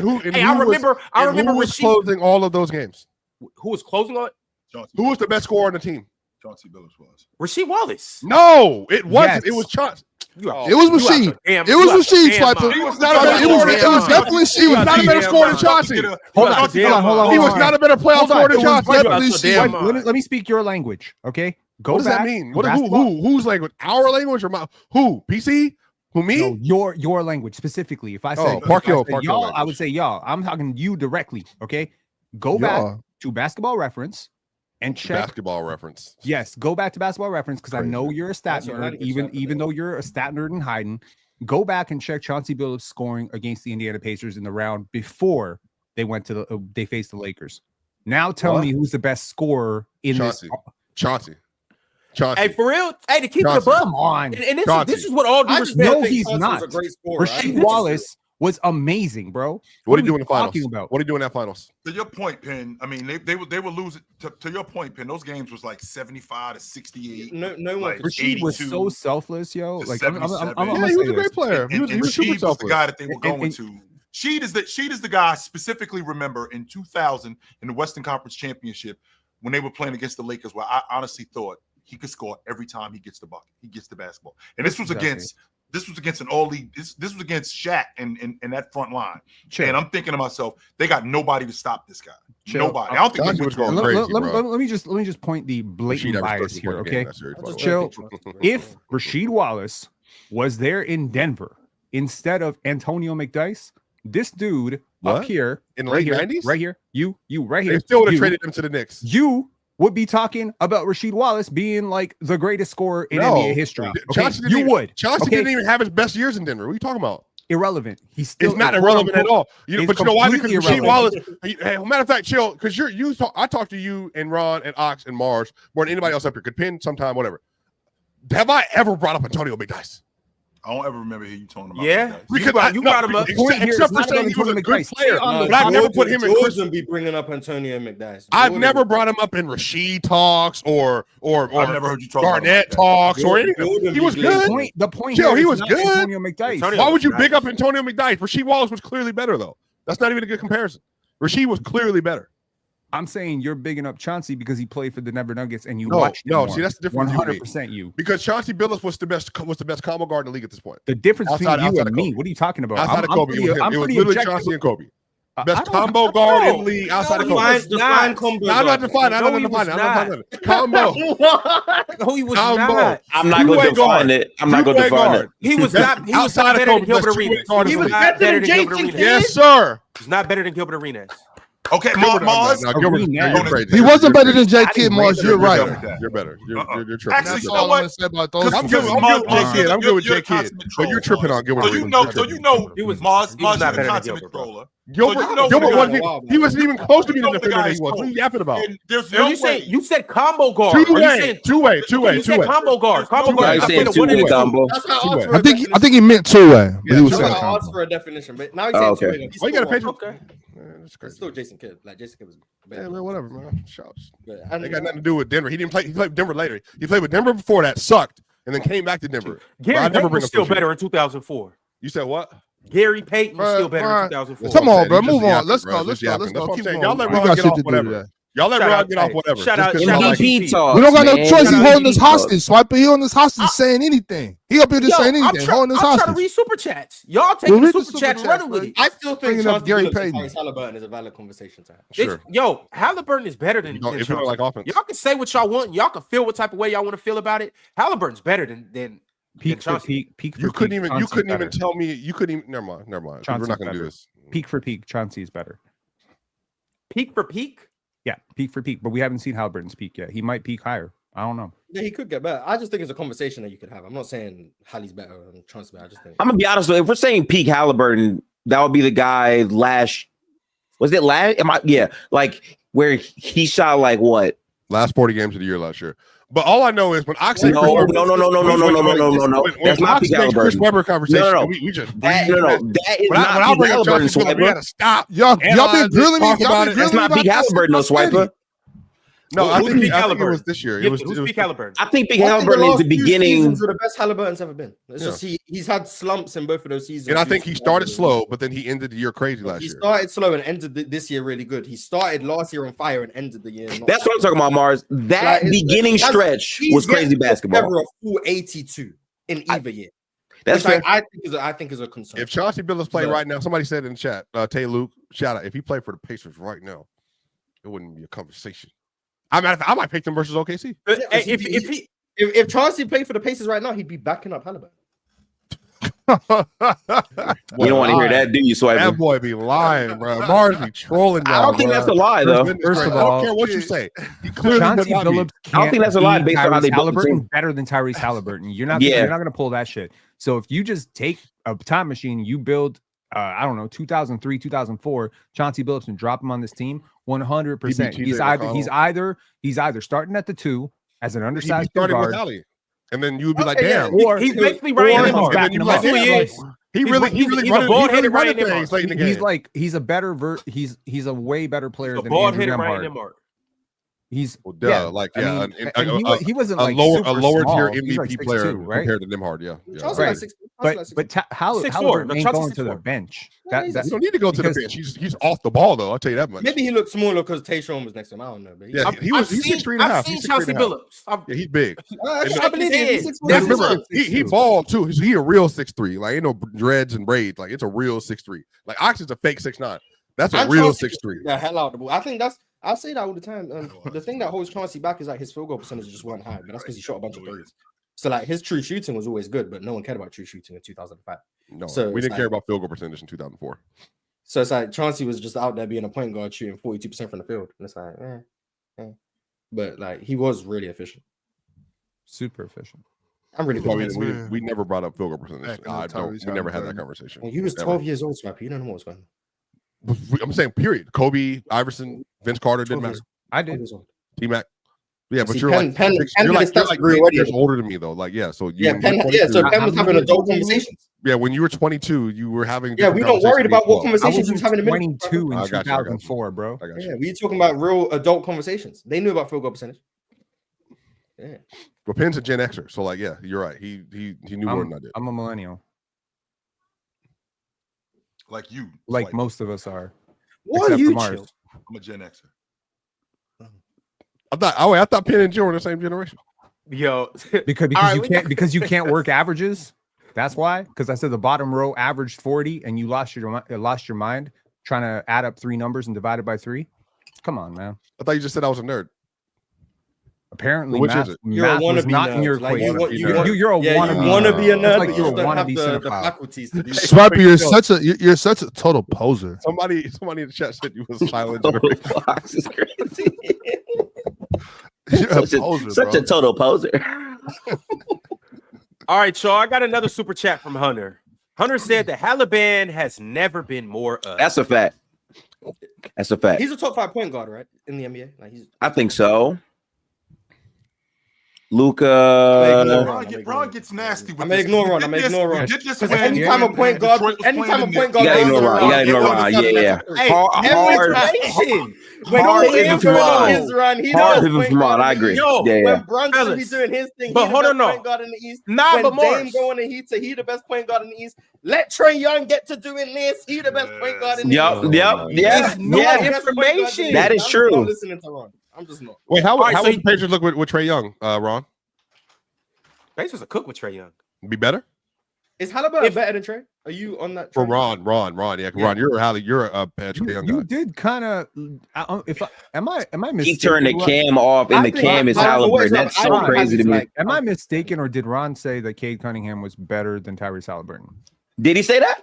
I believe he when did. Halliburton, when Cade had that, Oh, he might have said that. When it was a game 2 of the Knicks series. We can't when hold he Ron had accountable for what he says, though. So When it was like game 2 or game 3 Yeah, of good the Knicks point. series. I don't want to Cade rain went on your crazy. parade. I don't want And to then rain on Ron your was- parade and any Ron more started than after that. Aaron Nesmith already rained on New York last night. But I'm just saying, you did say that, so you might want to issue some retractions if you feel differently now. New information. I just want to know if you think Trae's better than Halliburton. Can you answer the question, please? That was tough. I do. So, like, as a basketball player, as a point guard, Who's got more impact to I'm you? gonna put it like this. I think Trae is better. Who I would rather have as my point guard, I'm probably taking Halliburton. So you think Trae's a better player, but you'd rather have the player that's not better? Yeah. Probably. He'd rather have Hallie run his team. Because, Yeah. but he thinks Trae's a more talented player. Like he thinks Trae can do more. I mean, you can be more talented. That don't mean you better though. That's fine. To run. Thinks he's better. Oh, I think Hallie's better. I think Which Hallie's player's better, Ron? That was so Not tough. talent, It's not so talent. tough. It's Who's so just better to you, Ron? I'm gonna have to go. Hallie played better this year. I'm gonna have to go with Hallie. Yeah, I think Hallie's the 5th best point guard in the league. I've been Does saying that anyone for a up here Oh, actually still SGA, think that Luka.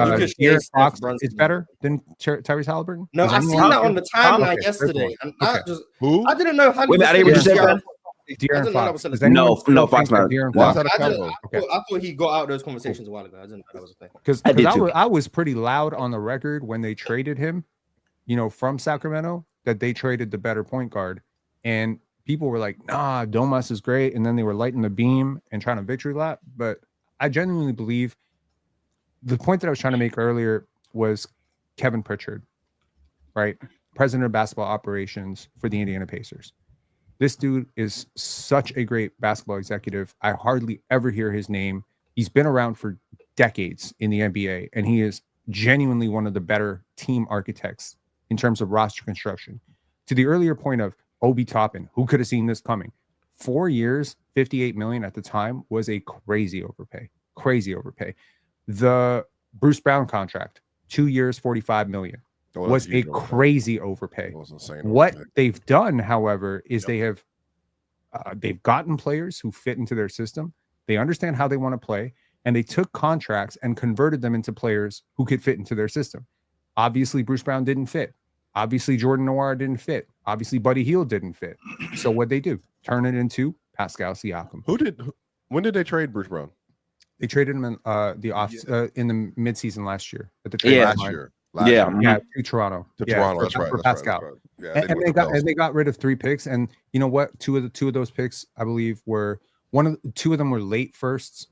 They got Pascal Siakam for nothing. I'm gonna be real. Mhm. If you want to be clear about this, the Knicks paid, I believe, twice as much for Mikal Bridges as the Pacers paid for Pascal Siakam.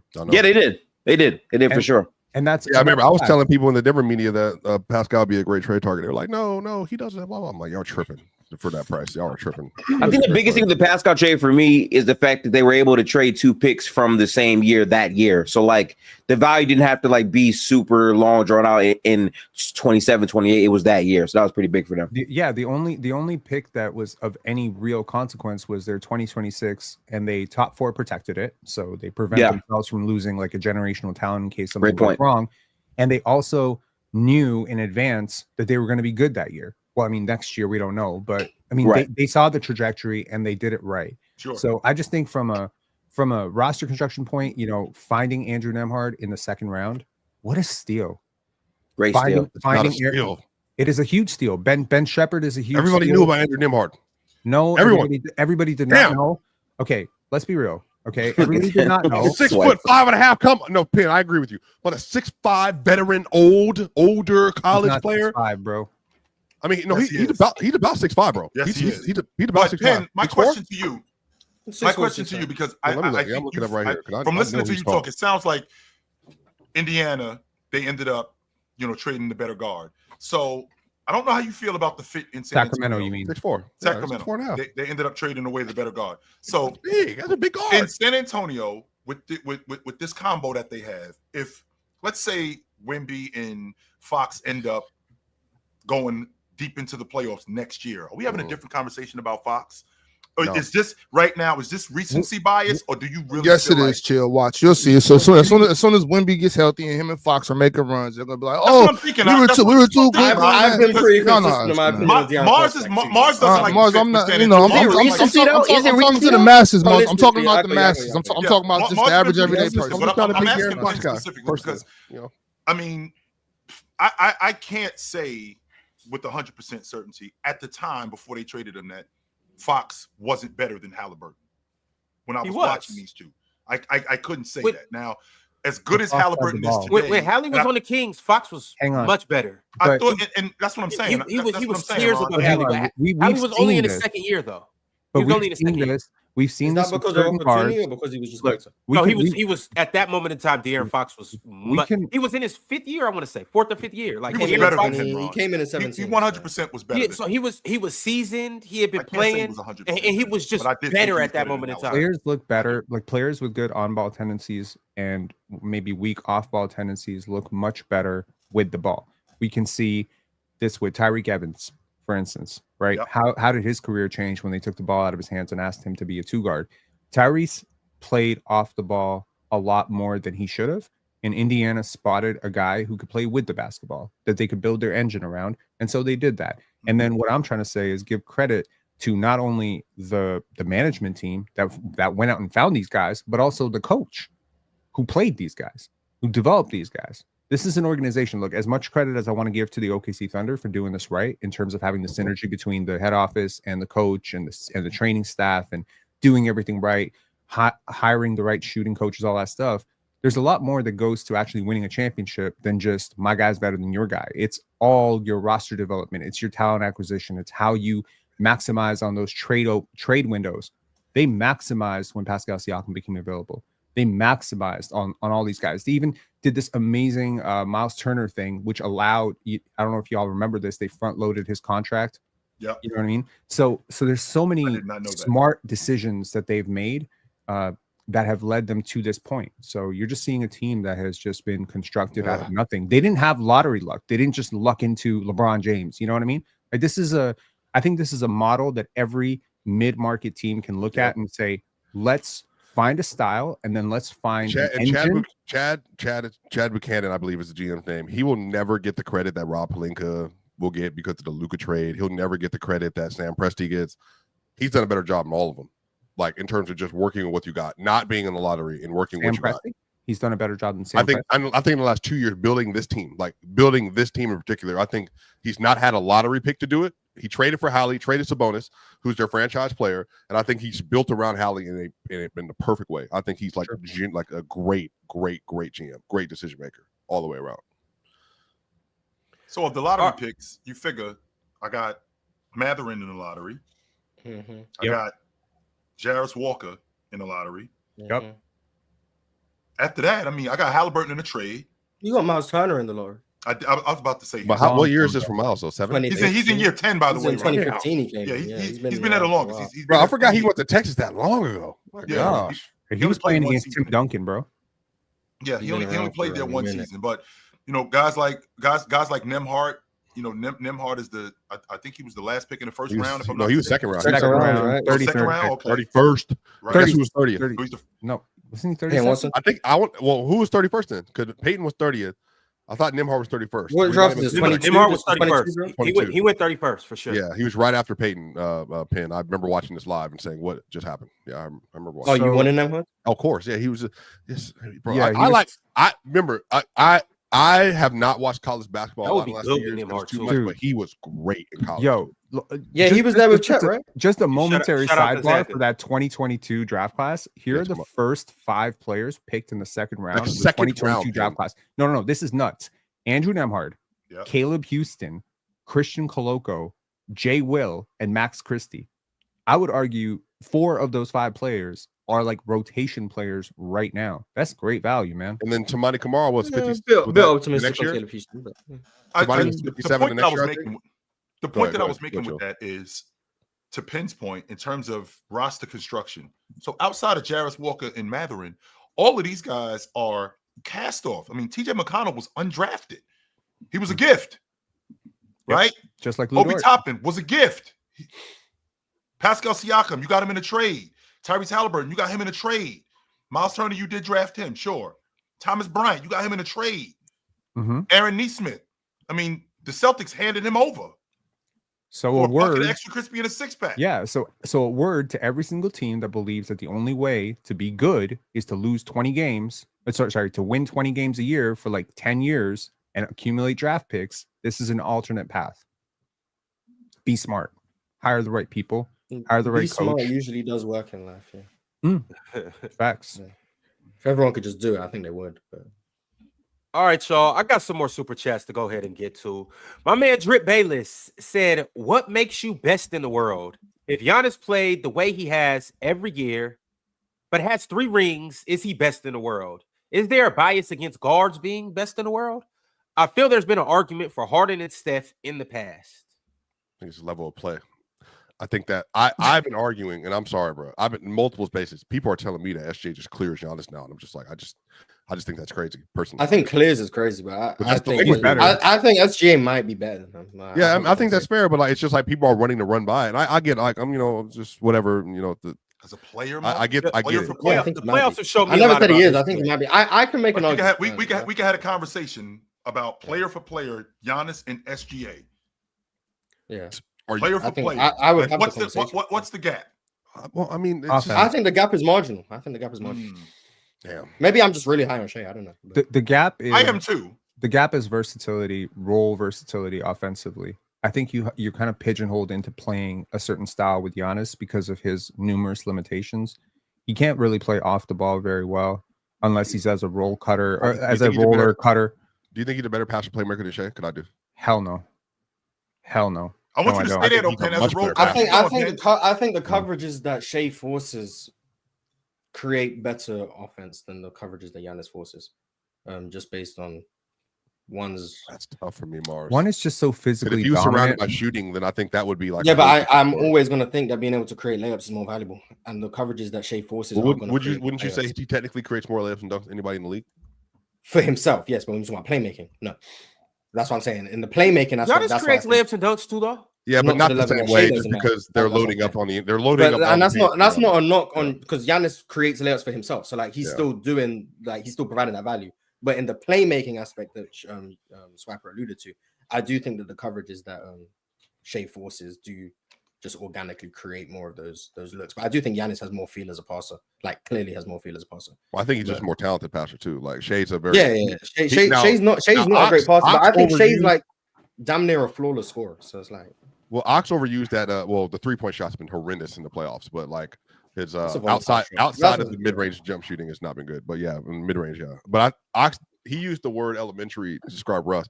I think that Shai's passing is just very flawed relative to other, like, I think stars. Like, I think he's the worst passer of any of the because of the tunnel vision with SGA. Is that I just don't think he doesn't know what he's still developing it. like he doesn't know what he's doing as well as a passer. And he just literally will lob a ball. Like a basic pass, he'll lob it and it will get stolen or ripped. Or he's not like a play. He's not like breaking down the defense. Boom, like Luka and all that kind of stuff. That's just not what he does. You mean like Jokic? No, I said Luka. I said Luka. I'm just asking, but I'm asking what you mean. I'm trying to get Hallie, Jokic, Luka, Trey, Jalen Brunson's a better passer than him. I think Jason Tatum's a better passer than he is. And how come Giannis? Cade is a why are we putting SGA in the best point guard in the league category? Because that's one of your jobs. Because he plays the point guard position. That's why. And he doesn't turn the ball over like that. At least the lead guard. Yeah, he plays the point. Yeah, and Lou Dort plays the 2, and J-Dub plays the 3, and Chet plays the 4, and Hartenstein plays the 5. That's why he's listed as a point guard, because he plays the 1. Yeah, but I personally, I think it is a gap between SGA and Giannis. And the playoffs have shown me it's really exposed. I'm surprised. And I don't want to say this in a way where it sounds like I'm degrading SGA. That's the point I'm trying to make. The playoffs have shown me that SGA isn't quite as good. And I would also say I thought he was. Okay, so I'm gonna ask a genuine question. Yeah, so please. Let's say the Pacers make the finals. Sure. And OKC make the finals. Wow. And then Shai obliterates the Pacers. Obliterates. It's gonna happen. Does that make you view what Giannis did in the playoffs any differently? Just because that's the only defense. But I already said that though. A little bit. No match. Because they have nothing for that. I'm saying this with I think Giannis is the second best player. I actually expect them to, if that's the case. Okay, everybody. I'm making the comment. I think Giannis is the second best player in the world. I just don't think there's a large gap. Like I think Giannis. Do you think he'll outdo what Donovan Mitchell did to them? I'm not as high on what Donovan Mitchell did, but I'm saying in Mitchell was series, crazy against the Pacers. Yes, I think Shai. I think Shai played better than Donovan Mitchell series. Yeah, I don't know. So you guys think Shai averaged? What do you? Wait a minute. 38? Well, wait a minute. Mars, I want to. I don't think Donovan averaged 38, did he? So Mars, to counter your point. I'll look. Game 5 was bad. So Mars, to counter your point, I'm thinking that we've seen Giannis do that though, right? But that's where the consistency comes in. So we've seen Giannis get busy in the playoffs and go on a championship run where he was awesome in the playoffs, right? We did see that. So now we see SGA. We now see SGA go on a deep playoff run and win the NBA championship. Was he as good as Giannis was in 21 in the playoffs? Even though Giannis got hurt. Finals or the playoffs? Because Giannis in the 2021 playoffs is played better than Shai. That's what I'm talking about. This is what I mean. Yeah, that's fair. I think that's the talking point where we need to be. Well, I'm not talking about Giannis in 2021. I'm talking about Giannis still today. Giannis still today is still a top 2-3 player, even 4 years later. Still, but the consistency going deep into the playoffs. Okay, but the question I'm asking is, we haven't seen the consistency in the playoffs. We're now seeing what Giannis did 4 years ago. Shai's doing that now. So no, he's not doing it the same level. He's not. They're winning, but he's not doing what Giannis did. Okay. And defensively, he's been the least important option of their entire unit. What I mean when I say he's doing what Giannis did, I mean he's getting deep into the playoffs and getting to the NBA championship. Is he playing as well as Giannis? Yes, he is. He's winning. I'm not going to go that far. He is winning.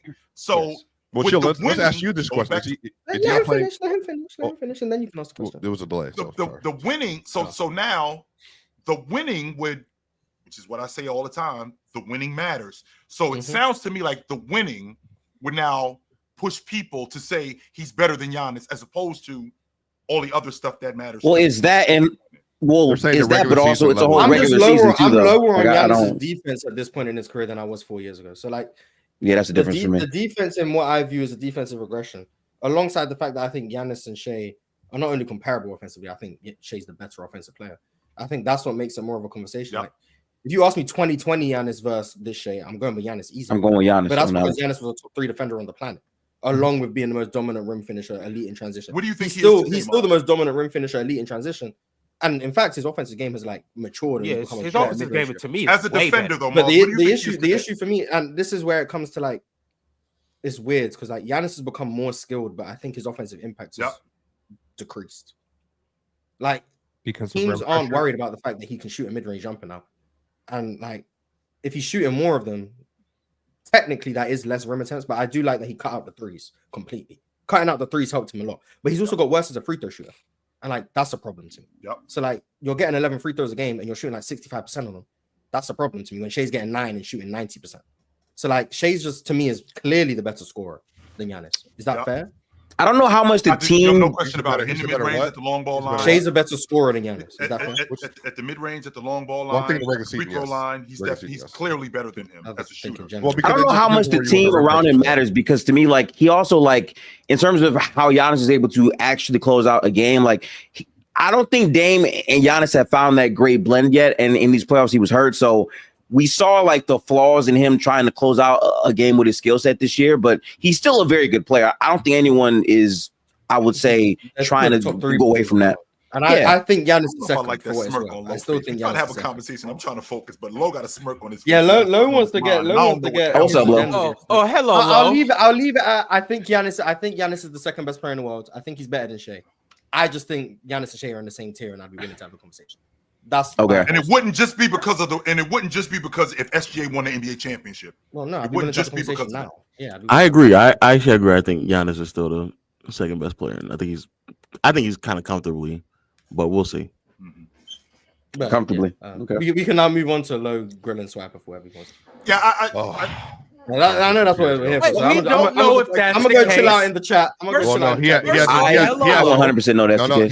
He has his hot pockets made. They're on the table. He has his arms are folded. So he came here to have a conversation with me. Hot pockets made is crazy. I ain't gonna lie. He likes hot pockets. Nothing wrong with that. Hot pockets being freshly warmed is crazy. Lo, I'm gonna give you the floor because I don't think that you came up here to grill Swiper. I think you came up here to talk basketball. Weren't we doing super chat though? Weren't we supposed to have the MVP conversation? This man. Hey. I mean, literally, it's watched for that one, big dog. All I request from you is at least 5 minutes to at least preview the game tonight between the OKC Thunder and the Minnesota Timber Pups. That's all 5 minutes. Don't sweat it. Hey, don't sweat it. I'll give you 10. Hey, Penn, I'll give you 10. And we still got to talk about the MVP too and all of that good stuff and all of our predictions. But, Lo, you seem like you have something that is on your mind. Low down, brother. What's on your mind, brother? What's up? Low down. Y'all get out of here at 2:00. It's not even 1 yet, so this is gonna be quick. Yeah, it really just depends on how willing Swiper is to be honest about the things in which he said over the course of the year about Jokic, about so we're relitigating about the all Thunder. The things I've said all year. This the same thing that you do with Chill with Jason Tatum. Yes, that's actually he's the best in the world. Talk that got that going. So yeah, let's just make sure and you compare this man to Michael Jordan and Wayne Gretzky. I do. I think that he's the best in the world. You also call him the greatest offensive player of all time. Oh, we finna get to it. That doesn't change anything because I didn't think that just because he's the greatest offensive player that they were going to win the series solely based off of him or a large. I didn't think they were going to win series. Not solely, but you did say that the other day, by the way, and you said it again. I didn't. That's not why I said not solely, but in large. That they were not winning just because of Jokic. That's not true. They were going to win the series in large part because of Jokic. He's the best player in the world. And then they lost because of him in Game 4. Do you remember that? Or you weren't here? And I get that. And so what I'm now asking is that for back-to-back series where these are winnable series for Jokic. Back-to-back series that belong to Jokic? No, I don't blame that last series on him. No. And you talking about last year? You talking about the Clipper series? I'm talking about last year. These are the Wolves series. Yeah, last year, yes. No, I don't blame Jokic for that. No. I'm not saying you're blaming for what I'm saying is these are two series, a back-to-back series where they end up they're winnable series. Yes. And a portion of the reason why they lost is because of Jokic. And I think this year, what happened in Game 7. I think this year, even more so, this is a winnable series. And I think a larger portion of why they lost is because of Jokic. I agree. Game 4 in particular, 100%. Agreed. So I did say that already, though. Yes. What about the gimmick defensive scheme that was implemented? That's what you said. The gimmick defensive scheme, the gimmick defensive scheme by putting a smaller defender on Jokic and having him front and have multiple bodies showing around him. What was your take on that throughout the series? That's what you said after that. You said it was a gimmick scheme. When it came to the Lakers, putting Caruso in fronting and then having people behind. You said it was a gimmick scheme, in particular when it came to the Lakers, and made claims that the Lakers you're are now comparing the Lakers to what the Thunder did. No, so this is really I want to be the scheme. Let me say it again. Let me say it again. Let me say it. No. Was a gimmick. I still stand on that. The Thunder doing it with Alex Caruso and then fronting with Caruso and having backline defenders with an elite defense behind them is two different things. And I think having a guard being able to is it a scheme gimmick? Is it a scheme gimmick, or you just think that a Lakers personnel? Here's the thing, Lo. You bringing up this is why you always get fried with me. You bringing up the Lakers series, it makes no sense because the reason why. By the way, Lo, you picked the Lakers to win both of those. No, hold on. Let me finish. You picked the Lakers to win both of those series, both of them, and then you were wrong about both of those things. Wait, who? Say it again. You. I'm talking to you. And then this year in April, when I said the Lakers were playing a gimmick defense over the course of the whole run, I gave reasons why I thought it was a gimmick defense. And it was a gimmick defense because they got fried as the year went on, and they got fried in the playoffs. So it was a gimmick defense. What I did say is the gimmick defense, you were 5-manning, loading up in the paint, and literally daring everybody else on Denver to not be able to hit a shot. Remember, Jokic had 5 shots through 3 quarters in that one game the Lakers won. And I called it a gimmick because they did something that they had not done all year. And how do I know that? JJ Redick himself said, I stood up for 2 straight nights, the game plan for an April game in a regular season versus the Denver Nuggets. And the Denver Nuggets were not prepared for that said gimmick defense that JJ Redick said he himself deployed specifically to play versus Denver. So that's why I said it was a gimmick. So that's frying point number 1. Point number 2 is what OKC did is having Alex Caruso, who I've already told you, one of the best defenders in the last 25 years.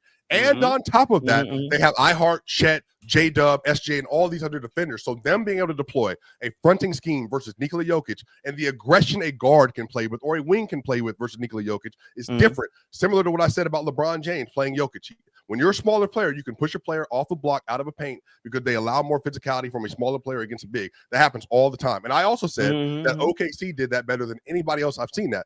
Now, OKC, they should have lost that series. But the reason they didn't lose that series, there's 3 different things. Stay with me, Lo. Number 1 that I already stated is Jokic in game 4 didn't hit enough shots. He wasn't good enough. They would have won that game if he played better. It was his fault. You're the best player in the world. You got to get the job done. Number 2, Aaron Gordon being injured going into game 7. Look at me when I'm talking to you. Aaron Gordon going into game 7 is also a part of the issue. Him getting hurt in game 6 fundamentally changed the way that we should not have gotten to a game 7. And I agree. Again, that's the thing. You're so behind on getting cooked that you forgot I said that game 1. They should have won game 4. Point number 1, they should have won game 4. That's Jokic's fault. They had lost game 2. It was a blowout. Game 3, Jokic didn't play well. They still won that game. And then game 4, they needed him to perform. Jamal Murray was 5 of 15 in that game. That doesn't matter. He's a second option. He's not an all-star, not an MVP. I'm not holding him accountable for that. He should have been better. And then in game 7, fundamentally, after game 6, remember, Jokic in the last 3 games of that series, the last 2 games, in game 5 and 6 was averaging 36.5 and 14. He had picked his play up on 78 true shooting in the last 2 games. Going into game 7, I have said it already. If Aaron Gordon would have been available, I do think the series would have ended up differently in that game. I think them not being able to play any weak side D from AG, not having a play finisher in AG, not having a rotation outside of the starting 5 in that game because Russell Westbrook couldn't do anything, Julian Strawther couldn't do anything, Peyton Watson couldn't do anything. You can't do that. Remember, Jokic in the first half had 17, 6, and 3 and was cooking versus OKC. He also had gotten to the line 11 times, which is a career high and a half in a regular season or playoff setting. He knew OKC was trying to deny him the ball. So he was attacking the rim relentlessly in the first half. But in the third quarter, everything changed. I think the defense got to him. I think the Nuggets got gas. I think not having AG mattered, and they started making their shots. So first and foremost, if you lose that series, especially because of how he played in game 4, that's the MVP's fault, period. There's no ifs, ands, and buts about it. That's his fault. You bringing up game 7 last year versus the Timberwolves, Jokic and Murray combined for 69 points in that game. I didn't bring up game 7 though. But you said the last series. But I didn't say specifically. I know, but to be fair, I'm saying you got to be fair though. That series though, they started off down 0-2. They won the next 3 games, including the game 5 that Jokic had 40 points and 13 assists and 0 turnovers. In game 6, they got blown out. There was nothing they could have done about that. The whole team got blown out. Game 7, they were up 20 points with 8 minutes left in the third quarter. They're up 15 points at the half. Jokic had 34, 19, and 7, had 21 points in the second half, and he shot 50% from the field in the second half. Now, he did go 2 of 10, but they also had no player outside of Murray and Jokic that had more than 7 points in that game. So I don't blame them for what happened. Porter didn't show up. KTP didn't show up. Brown didn't show up. Reggie didn't show up. Nobody else showed up. AG, as great as he's been, didn't show up. So he absolutely, Jokic, I think, in this playoff run, deserves fair criticism for missing shots. But I also think he played the best defense he's ever played in his career. And I think that does matter for this conversation. I think he had an A-level playmaking series in round 1, even though I thought they were going to lose because, again, they got a brand new coach. He only been there for 3 games. They didn't play any defense the entire season. So I thought they were not the team going into the playoff. They ended up being who they were. And then I picked them versus OKC because I thought they had matchup advantages, starting with Jokic, Murray, Gordon, Porter. I think that their 4-man unit offensively can get looks versus that OKC team, and they did. But the problem is they didn't have any of those players on the outside that were finishing those shots at the 3-point shooters. But ultimately, like I said, like if Jokic plays better in game 4, I do think they get out of the series. I mean, I said it already, though. I said that last week. You got to start with Jokic. Okay, let's start from the top. Last year, I'm not saying necessarily game 7. Game 1 was a winnable game. Jokic started off the first half of game 1 abysmal. He was terrible in the first half of game 1. So that right there, that's why it was a winnable series. What was the first half of game 1? First half of game 1, Jokic, 15 points, but he shot 5 for 14 from the field, 1 for 5 from behind the arc, and they were held to 19 points in the second quarter. That's a winnable game. Final score was 106-99. So we're relitigating the second round from last year, game 1. Okay, I got you. And that's the reason why I didn't say game 7. That's why I didn't say game 7. So but today, though, in particular this year. All I'm asking for, also the gimmick scheme, the scheme that you can say the personnel with the Lakers can't maximize it, and yes, I don't think Vando, Luka, Reeves. I didn't speak when you were talking, so I not really. Okay, so as that happens, the bigger issue is that, brother, when you sit here and you jump out the window and start comparing people to Michael Jordan and LeBron James and Wayne Gretzky and start calling them the greatest of all time, the difference between the two is that, yes, he struggled. Yes, and to what Penn is saying, my ideology on Jokic being the greatest offensive player of all time still effectively stands, because I understand that offensive players are going to struggle against all-time great defenses. The difference, however, is that when said all-time great offensive players may struggle, they can still impact the game on a significantly higher level than Jokic on the other side of the floor, which is why I would never in my life utter the idea that Jokic had a great defensive run, though. So I don't understand. He would never, ever be able to impact the game defensively as good as LeBron or to Michael Jordan. He did his job defensively, though. That's not why they lost. Yeah, I'm not comparing. I'm not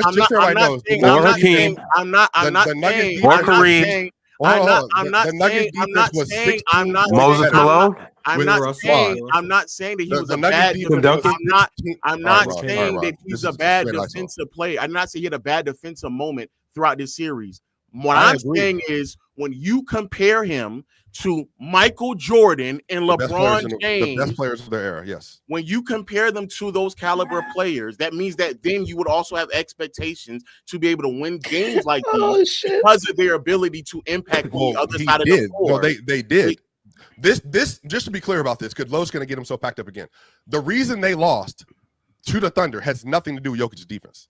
Has everything to do with Jokic not shot making. That is why. No, but hold on, Lo. But what you can't do is say he doesn't have the ability to do it when he did do it. The problem is that he could not score at the same rate that he normally has throughout his playoff career, and that is what sunk them. The defense was not a problem for me at all. He did his job, especially in the way they were deploying their defensive coverages with no POA defenders and running the 2-3 zone or funneling to Jokic to make sure they were walling up against SGA, because SGA shot bad also when he was shooting for the mid-range in those games. Across the board, I think the playmaking was fine. The turnovers were really bad, Lo. I agree. Game 1, 2, and 3, I think he had like 13 turnovers, whatever it was, maybe even more than that. It was bad. I think he was trying to find ways to dice up that defense, and he was unsuccessful. And then the next 3 games, I believe, he had 5 turnovers in total. So he figured it out. It got there. But like I said, if you shoot better in game 4, you win the series. And I picked him to win in 7 for a reason. And it went 7. And I think they had a chance to do it. But I think, like I said, once they got the Aaron Gordon injury on top of Michael Porter Jr. being ailed since game 2 of the Clippers series, then yeah, I think that's what cost him the series. I want to be 100% clear. The defensive impact that you have set for Jokic's standard is different from Michael Jordan and LeBron James and Kareem Abdul-Jabbar and everyone else. And so what I am saying is that when you put him in the caliber of those players, it does not track. Huh? I don't think he's the 4th best. But player you think that he? But you do think that already. I think he has a I think he has a command on the best in the world talks in a way that. No. But you do think already at this stage of his career that he's in top. You think he's like what 10th or 11th, 12th? You think he's he's a top 10 basketball player I've ever seen in my life. Yes. Okay. So you think so you don't think he's a top 10 player ever? I think he's a top 10 player that I've ever seen in my life. Top 10 player, period. Regardless. I'll ask the question again. Do you think he's a top 10 player ever? I don't think there's 10 better players ever in NBA history. No. Okay. So you do think he's in that caliber of class? Yes. Okay. So when I am saying in that caliber of class, I don't know who else you have. I don't know who else you have in there. But outside of really what Curry and Magic. Bird. Oh, well, you have Bird. No, that's not me. I don't necessarily still have him in there, but okay, that's fine. I don't know who the rest of the names are, but majority he's the of worst them, defender of the group. Is what you're arguing. Majority, yeah, exactly. Majority of them would, and be he's the best able to offensive player of the group. And that's fair. But the difference is that again, when you match up with teams like these that are all-time great defensive teams, it's not. No, it's not fair. No, it's not come fair. on. You don't got to agree with that type of shit. Well, I do. He's asking me about my y'all both criteria. wrong then. Both y'all up here wrong. Okay. No. And what I'm trying to establish is that again, the reason why I would never, ever even put this man in any conversations with Wayne Gretzky, with LeBron James, with Michael Jordan, with LeBron Kareem. had worse series than Jokic ever had this year, though. But the difference is again what's the that difference? When the difference is LeBron, no. You're not going to do this defense thing with me because I watched the Mavs series. The defense didn't do anything. The man averaged 18 points a game and averaged no points a game. See, that's book. No, don't do that. No, chill, stop. No, do not let him stay out of it. No, stay out of it. Don't make it sound like LeBron James, chill. You got this is not no chill. Respect J Kidd. Respect J Kidd. Respect Caruso. Chill. I will get to you later. I promise you can join the conversation later. I'm talking to Flo. The issue with what you just said, LeBron James was already in top 10 player ever talks by 2012. Yes, don't you 12, 11. I was saying 11. In 11, he wasn't. LeBron James had 3 MVPs before he ever won a title. And before those 3 MVPs, he had a disappointing 2007 finals where he was bad, as Mars has said, but we don't talk about it because he was 22 years old. And had a 2011 finals, which is the biggest choke job in the history of the sport. So this is prior to winning 3 MVPs. So yes, we had already had LeBron in 10 top 10 talks ever with 2 of the most disappointing finals appearances ever for a superstar, including the worst collapse ever for any superstar ever. I don't. Okay, that's fine. People had him as a top 10 player ever. Okay. So the issue with your logic is I have already seen Jokic win a championship before winning 3 MVPs. I've already seen him have all-time great playoff runs. I've already seen him have all-time great offensive playoff runs. Other people. He just averaged 30, 13, and 10 and 23 on the way to his first title. The difference with me and you is, at least with me, I had a track record to stand on with Jokic where you started glazing LeBron getting dog walked by the Mavericks in 2011. I just want to be clear. Again, I did not have LeBron top 10 all time. I've already heard you talk about this. I've already heard you talk about this. You believe LeBron, and by 2012 was one of the 10 best players ever. I've never said that. All right, now you're lying. I have never in my life said that. Chat, can we get receipts? I've never talked to him before. Never mind. Chat, y'all know what to do. You probably should have said that, to be honest. Do either of you know how many MVP trophies Wayne Gretzky actually won? 7. What, 8? 9. Yeah, he's the greatest athlete of all time. Maybe trophies. So 9 is crazy, and that's who Swipa is comparing. Yes, I think yes. That's cap. Best in their sport. Yes. I've never watched Wayne Gretzky. There's no player in NBA history other than Michael Jordan and Bill Russell that deserves that level of praise. You can throw LeBron in that. I actually think Lo is right. You're wrong to compare Jokic to the players you compared him to. No, that maybe in 10 years. The problem with Lowe's whole setup, that whole thing came from, I think those were the undisputed best players in the world at the time. That was the whole premise for the Jokic, LeBron, Jordan thing. That's where whole premise was. It was never about him being the 3rd best player ever. That was never what it was about at any point. So Lowe even coming up here with this nasty agenda. I'm Or he was better than Kareem. I'm not saying that you're saying that he was a third best. What I'm saying is that you think that they're in the same stratosphere. Being the best player in the world, what happened. But being the best player in the world does not automatically compute that you're getting compared to Michael Jordan. No, you're missing this whole thing. You're missing this whole thing. That's what I'm saying. You got to make sure if you're cooking, use the right ingredients. The issue that I actually brought to the table, Michael Jordan was the undisputed best player of the 90s. Correct. I think LeBron James was the undisputed best player of the late 2000s and the 2010s. Okay. I think Jokic is the undisputed best player of the 2020s. That's where the conversation came from. It has nothing to do with comparing them, Jordan, Bron, Jokic. But in the 2000s and 2010s and the 90s and 2020s, these are the best players that are gracing the sport, and they're undisputed for me. That was the conversation. That's the whole conversation. So you comparing them, any one player, and by the way, they all had choke jobs. Every one of them had choke jobs, especially LeBron. So even you doing that and comparing that to Jokic, who I believe had a choke job in Game 4, is still never going to come close to what LeBron did in 2011. And I still think I'm not saying, but the problem is no one is sitting here saying no. The difference is that when LeBron did that in 2011, I don't think anybody is here trying to even make excuses or go back and forth about every single last game in possession. It's just that he sucked. It was bad. It was a bad series for him. This is a bad series for Jokic. Point blank. I don't think it was a bad series. And that's you. And that's you. And that's you. And LeBron. It doesn't have to be on the. It doesn't have to be on the same. It doesn't have to be on the same degree. It doesn't have to be. It doesn't have to be on the. It doesn't have to. Brother, you've been talking this entire time, and I'll stop when you talk.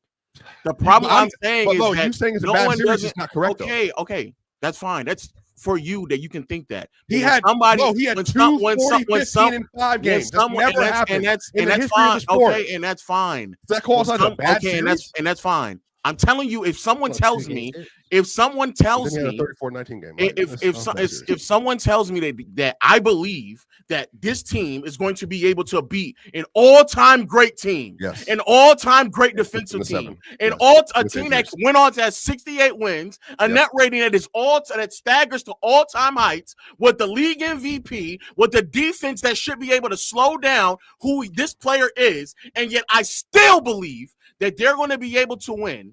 Yep. By that metric alone, I now I'm asking you, what type of series would you expect for him to have for them to pull that off? What do you mean? A normal he played less. You think he would have to have a normal Jokic series this to is the pull issue. that off? No, this is why Low is bad. This is why this is a bad cook. Low, they went 7. Even with Jokic not playing at the level that I expected him to. It went 7. So all the yapping you're doing, they went 7. I believe OKC in that series lost more games than they'll lose the entire playoff run. That's how good that team it is. And even with the injuries to Gordon and Porter and no bench, not only this low, it went 7 and it should have been over sooner if Jokic plays at his level in Game 4. That's the problem with you and me. I'm saying I was correct about my assessment. Jokic just didn't meet the bar in Game 4, which is why it went the way it went. You was correct about me wrong. No, you're not correct about your assessment, though. He just said. He literally just said. You just said that fellas, with 68 wins. Fellas, I can't have y'all yelling over each other. Let's have a conversation. One of the 3 wins that it got to 7, again, Jokic underperformed. I agree. In Game 3. He shot 32% from the field, in Game 3. 10 from behind the arc, and had 8 turnovers. And so it's that. But that's my point: is that if you think that Jokic had if he could have had a normal and it would have been different, brother, he was bad. If he had a normal series, they get out the series. For more than just Game 4. It was also Game 3. It's just that the no help that you keep claiming this nigga doesn't have around that's him. Objectively true. That's the issue. No. You do see Low. Don't do less breathing, less talking. Low, objectively, you're arguing 2 different points at once. They have that's cool. They have less. That team still objectively has less around it. Jokic has less around him than other superstars in the league. That is still true. I'm not saying that it's not. But I already said I am saying. I already heard the you. No help that I'm agreeing with you. The no help that he had still showed up enough to aid him in winning a game in which they still should not have won, because that game they should not have won the way that Jokic played. And then in game 5, when he has another 40-15-5 game, they lost because not enough people showed up. They went 1 of 14 outside Jokic in the fourth quarter. That's what he's supposed to do, Swipa. No, I hear you. What you're saying, but that's what he's I supposed to agree. do. He underperformed. No, I already he's said Michael Jordan, Wayne Gretzky. I already said he underperformed. He's supposed to do that. So the question I go back to what I'm saying is But that's because what he did in game 5, when he did in game 1, I'm assuming that's what you assume that he's supposed to do against an all-time great team, an all-time great defense that has more than enough answers to at least mediate a lot of things that he does with, again, all-time net rating, MVP. I'm assuming that you believe that it would take more than a normal Jokic series for him to win this. So you're telling, I want to be clear what you're saying. You're saying that a team that does not have the same level of supporting cast as everyone else. Yes. A team that had Michael Porter Jr. going into the series playing with one arm. Yes. A team that had Russell Westbrook as the 6th best player in this rotation, knowing that he was going to be a liability in a bare minimum 2 or 3 of these games. So presuming he would be a liability. You don't. No, so you're presuming he will be a liability after the Clippers series. I'm asking you. Did you not believe that Russell Westbrook, I think he would? It's a simple question. Against an all-time great defense, you didn't think that he was going to be a liability at least 2 or 3 of these games in this series heading into the series. That's the thing. Like you do this thing. This is the issue. This is the issue. I think That's a smart way to not answer that. That was good. No, very great. I think you thought you were gonna have a different kind of energy coming to the conversation. You gotta answer the question with a question. I like that. But Gifted, I need you to hush, dog, for real. Like this is the 1v1. Please stay out of it. Like you have no purpose in this conversation. The issue is, did I presume that he would have a worse series than he did versus the Clippers? Sure. But my whole contention was the starting 5 for Denver, even with the issues they had with Porter's shoulder, they would still be able to outperform and outplay OKC, which they did. And I want to again, the only question I have is, you think all it was going to take was a normal Jokic series for that to be put on? The issue would happen with Jokic. That's what I'm saying. That's the difference between me and you. Jokic didn't play at the best in the world standard that he has set for himself. That's what happened. That's the thing. If you believe he had a bad series, look at me. He averaged 28, 14, and 6 in that series. Do you think he had a good series? Do you think he had a good series, Lo? This is ridiculous. Answer the question.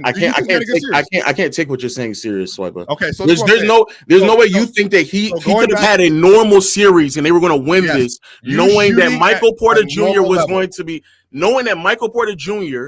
was going to have, I'm not saying that was the outcome of it. I'm saying heading into the series, you thought that Jokic just needs to be Jokic. And everybody else, despite knowing that it's going to be a worse roster, all-time great defense, and with the 6th best player in the rotation going to struggle mightily against that because of their starting 5 and the way they work together, and the fact that they have multiple advantages versus OKC in the half court, which they did, which they should have won the series. I'm saying if the proof of concept was there, even with the Porter injury, it went 7 for a reason. So you shaking your head, huffing and puffing, being upset, it went 7 for a reason. Do you think Aaron Gordon did normal things though to get them to that point? Aaron Gordon had a great playoff run. But I'm asking you, do you think Aaron Gordon did normal things to get them to that point? No, Aaron Gordon played above his means. So that means that players had to, including in the Clippers series. You keep using the result to justify the prediction. How we got to the result is that players had to play above themselves to get to that point. So you can't. That's my point. That's my point. So if Aaron Gordon had to play above himself to get to that point, if Julian Strawthers had to play above himself for 6 minutes. A game. All it takes is a game to win a game. Yes. But you have to have players contribute. Yes, that has to happen. That's what a playoff series is, Lo. You play 7 games, you're going to have people spike. That's the way it works. So, yes, to win the series, you need players to do their job. I don't know what to tell you. Objectively, Jokic, if he has a normal shooting series, hold on. Has a normal shooting series, they get out of the series. You're not going to have a normal shooting series against OKC, even with those numbers, Swipa, like if he didn't have a normal shooting series, if he just shot better, like he still went. That's what the whole conversation came down to game 4. If he shoots better in game 4, they win the game. That's what I mean. That's what I mean, Swipa. Like if he for the series, if he went 28, 14, and 8, but he shot better. Well, then they won. They would have won the series. Like the series would have been over. Yes, so that's why it's his fault. That's why you blame Jokic for what happened in the series. Game 4, he shoots normal. They win the game. It's that simple. Pin, go ahead and step in. Hold up, Pin, go ahead and step in. If Chet Holmgren does not miss those 2 free throws, if Chet doesn't miss those 2 free throws, you're done. If Julian Strawther does not do what he did in that game, y'all probably done. Let's be real. If Jokic does not play the level of defense that you are up here saying that, yes, he did play, how are we talking about Jokic didn't have to play above his head? Of course he had to play above his head. You think what you watched defensively from Nikola Jokic was normal production? No, so it did was he have not a bad normal. series or no? So, okay, hang on. How much do you want to talk about his field goal percentage being? He just said he had a bad series. So did he have a bad series or no? Could he play above his head defensively? In contrast to what I thought you were supposed to say, I'm sorry to cut you off, Pin, but in contrast to what I thought, and let me be clear, I thought that you were under the assumption that he would have to play significantly above himself for them to beat an all-time great team. No, I'm just letting you know why I'm saying a bad series. I'm under the assumption that you believed for them to pull this off, that he would have to play significantly above himself for them to pull it off, especially when you know all the things that are plaguing this roster when matching up against an all-time team. That's the point I'm making. You're saying he had a bad series relative to what you thought the series I think he would have, not to where he actually played. Well, that doesn't make any sense because you did not open your argument like that. So that's what I'm saying. You were just moving around. Whoa, no. The whole let me series to you. The whole argument is based off of your expectations. Similar to how you get on. No, you just said he had a bad series. Stop. Similar to how you get on chill about Tatum's expectations. Your expectations, and now I'm hearing that you thought that the Denver Nuggets were going to beat an all-time team with Jokic just playing normal. Shooting, yes. Like, let me ask the question again. He shot underneath his expectation. Do you think that they were going to win the series with Jokic playing normal? A normal playoff, not shooting normal. No, normal. So normal. Jokic answer the question. I am. Jokic in the last 3 years. Spit it out. It's a 13 and 8 player. Yes, if that player put everybody back on the screen, bro. Because I'm answering his question directly. If Jokic does his job and plays at best in the world standards, which he had consistently done, Ron, that's what I'm saying, bro. Like, just get back onto the screen, dog. And the answer is yes. No, until you answer the question. He's the best player in the world for a reason. If he plays at best player in the world standards, they win. That is that simple. He didn't do it. They lost. That is the Jokic slander. So, Pin, you getting that nonsensical pillow. Low wanted to have this discussion. That's what I'm saying. He wanted to end this conversation. I didn't start any of this. So if he has the best player in the world series, stop pivoting and just answer the damn question. I'm assuming it wouldn't take best in the world. I'm assuming you're talking about all time. No, to beat an all time. To beat an all time for a reason. No, I'm not denying about the all time. Listen to what I'm saying. If you're matching up against an all time team that plays at an all time level to beat teams, I'm assuming you are claiming that he has to play at an all time, not best in the world, because best in the world just means you need to play better than Giannis. I'm assuming you're saying we need to see peaks of LeBron, peaks of Jordan, peaks of all time to beat an all time, because right now, the type of defense that the Thunder are playing are not just best in the league; they're all time. All time. Yeah. So you to beat that type of team, not versus Denver when they had matched up together, though. I think we've had this conversation multiple times. You weren't here. I said all year that the Nuggets had advantages, even versus the OKC defense, because of how they play, pulling people out of the paint, and the level of motion, the screening rolls, the DHOs, all that stuff. I know, but again, both the teams they had a blowout in game 1. Yep. Yes. The Nuggets won game 2. They had a blowout in game 3, and the Nuggets won game 4. And in part because of their shooting. What I said was they had advantages going into the series because of how game 2 was the blowout for OKC. Yeah, game 2 was the blowout for OKC. Yeah, game 1 was game 3. Yeah, game 1 wasn't a blowout, but I hear what the Nuggets, they were horrible that game. The offense was horrible in game 1. Really quickly, Swiping. I want you to say I know. I agree.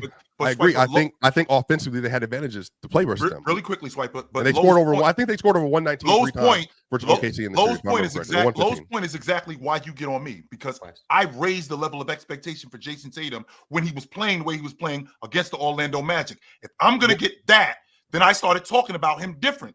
If you're going to talk about Joker in the same space with Michael Jordan and Wayne Gretzky, he can't just be normal Joker. No, but chill. That's the issue. Him even bringing up that you were putting him in conversation based on projection of what he might do. And I'm putting him in conversation based on what he's already done.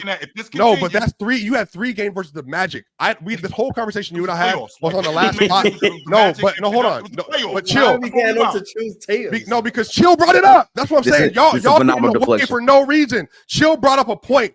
I argued Chill's point because he brought up 3 games versus the Magic in the playoffs. Projecting. I had brought up 5 years for Jokic, and that's why I put you in the situation you're in. 3 games versus the Magic. No, because Chill, that's why that argument was nonsensical. You're projecting if he does this continuously, this 3-game sample size through the playoffs and through the finals and wins finals MVP, maybe he's in the best in the world talks. I'm saying based on what Jokic has done in the last 5 years, up to that point, he was best in the world for a reason, and there was a 100%. Gap. That was why that conversation got where it got. And the point that Lowe was making, which is the same thing that I was saying, the point that Lowe was making was the reason why I said that Jason Tatum was playing the way he played in the playoffs, and his game was being raised. That was the point. 3 games, Chill. That's why the argument came about. Swipe up, and let's not act like this was his first time in the playoffs. I'm trying to understand why did you not expect Jokic to play at a higher level if the team is an all-time defense? He's elevated his playoff every year. He's elevating his playoff play. He always does that. So again, it was a foregone conclusion. Yes, that was the whole point, that he would be an all-time great playoff player. He's always been that's who he is, though. So yes, you have to be yourself. Like, you have to be yourself. I think you have to be more than yourself if you're playing a all-time defense like the Oklahoma City Thunder. I don't think being yourself is enough to win a series, especially when you come in knowing that this team has injury problems. They don't have depth. They don't have roster consistency. For them to beat Oklahoma City, I would think Jokic would have to play at an all-time level to rise to what that team was. Before any ball was played. And again, to be fair, he did in 3 of those games. But the issue is that the floor wasn't the normal floor for him. He wasn't consistently riding above those expectations. He had 2 40, 15, and 5 games. This never happened before. He had a 34 and 19 game. That was a great, phenomenal game. But then the issue is that in game 4, in game 3, and in game 2, in game 2 notwithstanding, it was a blowout. But game 3 and 4, especially when they were close, both of those games he shot below his expectation. But again, he's played very well in the playoffs defensively before. In 2023, I brought this up multiple times. I thought he had a great defensive run. And then in this run in particular, he was great from the start of the Clippers series through the OKC series defensively because he had to be. So the expectation was that he was great in the Clippers series? Yes.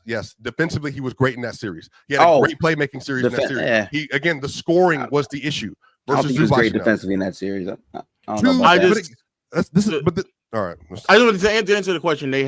OKC held the Nuggets 3 games to an offensive rating of 102 or worse in this series. So they lost those 3 games. I believe they lost those 3 games. Who's been better in the playoffs? Like what one single player so far in the playoffs has been better than Jokic? Shai.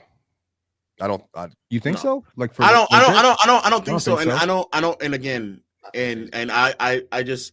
If Swipa wants to die on this hill, then fine. I just think that if you're going up against what hill? I think if you're going up against an all-time great defense, I think, and knowing that you're matching up against a roster that more than likely is going to struggle against that all-time great defense because your roster doesn't have the pieces enough, especially depth-wise, to match up well with them. Especially beyond Murray and Aaron Gordon. I would also knowing that MPJ is dealing with a shoulder injury, I would have assumed. But maybe you think that if Jokic is normal playoff Jokic, which to be fair can certainly scale to all-time heights. If you think that that's all it was going to take for them to win this series, I just don't. Hang on. We all just grossly disagree. But they would have won. They would have won the series if he did that. But I want to be clear again, Swipa. But not because of that. Because they won a game in game 3 without him. So that's my. You're taking without him shooting well. In that wait. You're taking the results of the game 7 and making it seem like that contribute partially. But they were able to win games even though Jokic didn't play to the normal all-time standard that you say he does in the playoffs. Okay, and we're talking about another game as well. So what you're saying is that it's one game, his teammates gave him the game for him not to perform at that level and still be able to win it despite him playing that poorly. So for him to then have another game means that the only way that you can then make up whatever you're giving out is for you to play out of your mind. But again, He played below his standard, Lo. Brother, in the first 3 games. You know who didn't play below their standards, Ron? You know who didn't play below their standards? Shai, because he won the league MVP this year. How about that? He did play below his standard. What are you talking about, Joe? He has. He objectively has. We can move on because I got to handle some business. I'm not gonna lie. This was the most pointless cook of all time, and you lost before you leave, because I really. I'm gonna say I think a lot of people are looking at you crazy for saying that. That's cool. I'm good with that, but I've answered all these questions multiple times. And that's you know what. To be fair, you answered my question. I think the response you gave is a fucking ridiculous. I think it's bullshit. To believe that all Jokic needed to do was to play normal against an all-time great defense. Normal all-time great. Hey Ron, you know who didn't play normal? SGA didn't play normal. SGA it's a lot of tension in the room. It's a lot of tension in the room. That's a great point, Chill. Yeah, that's fair. It's a lot of tension in the room. And Lo, I don't want you to leave feeling any type of way. Swipa, I want you to be blessed for the rest of your day. So just to clear everything in the room, let me go ahead and do this for you guys. This man Swipa turned the cam off. Game 7. Because y'all are corny, bro. Like that's what I'm saying. It's just like y'all corny. Like Run, you're corny, bro. Like, you see this video already. May 19th, again, 2024, on a Sunday.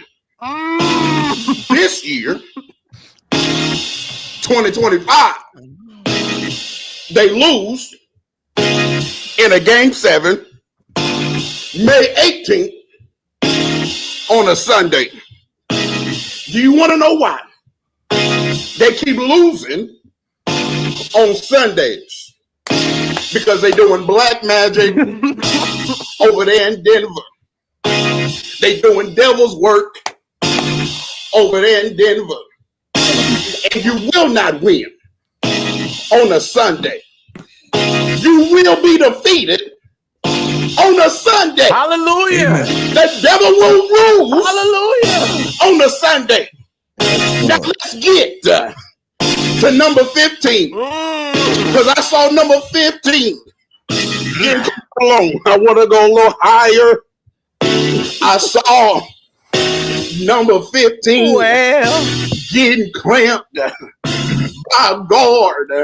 I saw number 15 getting clamped by Caruso. I saw number 15. We just need it. I want to be. Wait. Stop. I don't believe that. I'm not with the whole. Oh, come back, Swipe. There you go. I don't think being clamped by Caruso is such a negative thing. I think the way that they play defense was amazing, excellent, and on top of it, again, we can't hear you, Mars. I don't know, but it was an all-time great defense. They showed multiple bodies. The scheme in which that was gimmick. Even though the Lakers did throw a lot at him, it did show another way in the attempt to try to defend Jokic. I think they're trying to brush by it as a gimmick just because the Lakers employed it. I brought up the Wolves did it first in game 2. That is fine. That is fine. trying to brush by it, I think it was a bit naive, especially when other teams. Your defense was garbage the rest of the year. So it was obviously a gimmick. Again, you're bringing it back to the Lakers. Your defense sucks. Brother. I'm talking about the scheme right now. You know what was a gimmick? A gimmick was all trying to slow SGA shout out to SGA. Shout out to SGA, the real MVP going on. He about to win a championship. OKC dominating as they supposed to. They gimmick defense SGA. They did that with him, but it didn't seem to work. That is true. They try to gimmick defense. They tried to do that with SGA, which would explain why he won the league MVP yesterday, Ron. Did anyone up here actually have OKC winning it all before this started? I did. Up here? Yeah, I did. Yeah. Still don't. I did in preseason. Good one. I didn't. I still don't got him. I thought as soon as they had Caruso, I was like, oh well, there it is. I thought that would be the team to go win. Yeah. Caruso. The Caruso was with hard move though. Yeah, with I know that we're not doing like OD like I guess hypotheticals, but I promise you, like, I really feel like game one set the tone for what that entire series was going to be.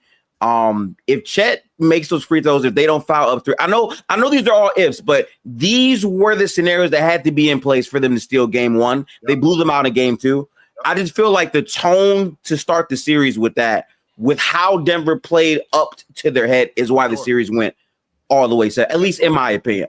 Every time I thought OKC's the better team. It just felt you know who did make free throws? SGA made free throws a couple of nights ago because he's a lot of MVP. Oh, that's the other thing, by the way. In the game that they lost, the amount of free throws Jokic was missing. Don't leave that out. That's true. Chill, this SGA guy that you keep bringing up, did he do something special yesterday? Did he do something special yesterday? Yeah, yesterday, or I mean, he won an MVP, right? Yeah, they won. Yeah. He won the MVP. So I do appreciate you bringing him up. I do appreciate you bringing him up because we got this crazy habit. What the separator was between him and Joker this season. That's why he won. Absolutely. Because here's I mean, it was an 18 win gap. But I will say it's this crazy thing that we tend to do on PC where every time something good happens for someone, we end up talking about how they're not better than somebody else.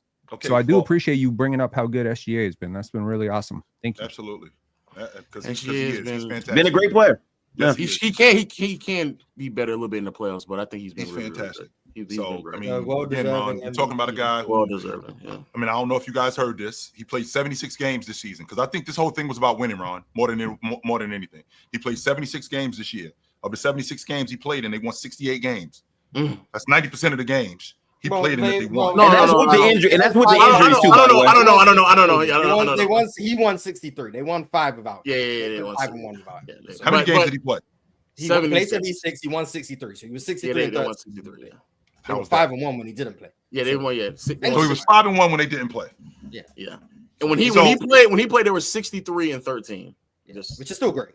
Still great though. Which would still be what would be the second best record in the league. Yeah, I don't know what the record was when he played without Chet and Dub because they were both hurt at one point in the season, right? And they went crazy. They were like 34. Yeah, or something. That was nuts. So he missed 6 games. Yeah, Shai was sick. A lot of the team missed a lot of games. Meanwhile, Chet almost missed half the season or something like that. Yeah, he missed 50 games. Chet missed 50 games. That's crazy. Hartenstein missed 25 games. Caruso missed almost 30 games. Yeah, I mean, are they winning? Are they winning this much with J Dub and Cason Wallace? If they're healthy, they're probably breaking the record to be. They're still winning a lot of games. Like I'm not saying that they're not winning a lot of games, Mark. But what I'm saying is the biggest reason why they're That's why it's their roster construction. I think it's always. Winning has always mattered with the league. That's fair too, fan. That's fair too. It's their roster construction and it's their versatility. Not always been the rule. Yes, it has. Michael Jordan won an MVP in your era, and he wasn't the first, second, or third, or fourth best record in the league. That was an exception. Once again, he deserved it. That was an exception. He should have won in '93 too. He should have won in '98 too. He should have won over Malone and Barkley. He was better than both of them. And since you brought that up, Swipa, they did win 57 games that year. That's cool, but he didn't. Did he win more games than Barkley? Did he win more games than Barkley and Malone that year? Because that Phoenix team won 62 games, and he should have won the MVP. Period. I don't know. Shout out to Shai. I think isn't Shai the first Canadian-born to win Yep. The MVP. Yeah. First Canadian born. I think it's first born in Canada. No, he was born in South Africa. He's the first player to play at Kentucky to win the league MVP. First Kentucky. That's kind of crazy to me, but that is really Mars. That is crazy though, Chill. Because school like Kentucky, yeah, that's kind of crazy to me. A lot of high picks came out of Kentucky. They an NBA factory, Chill, and they good players. I would have expected. Oh, does Kentucky have an MVPs? Yeah, I would have assumed so. Like Duke, I would expect to have some MVPs. AD, Devin Booker, Towns heading into the NBA. You definitely would have thought that at least AD would have probably don't forget John Wall and Boogie. John Wall, Boogie, yeah. Right, but I mean, to be fair, Derrick Rose did play. On that note, I'll just catch that later. We gonna you can't put him in there though. No, you can't. But I'm saying, like, if it would have been a year later when he went to Kentucky. But so if we're gonna do that, are we gonna do that with all the guys? I mean, with all the blue blood schools? Because just so y'all guys know, Michigan State only got one league MVP. They got one. Yeah. What about Duke, Kansas, UCLA? Duke gotta have a ton, right? UCLA got 3 league MVPs. 3 MVPs. But they gotta. But Kentucky would have had at least one. Hey, but between had 3. Between those 3, UCLA. But between those 3, I would UCLA got UCLA to have more too. Wait, who's the three? Kareem, Bill Walton, and who? Russ.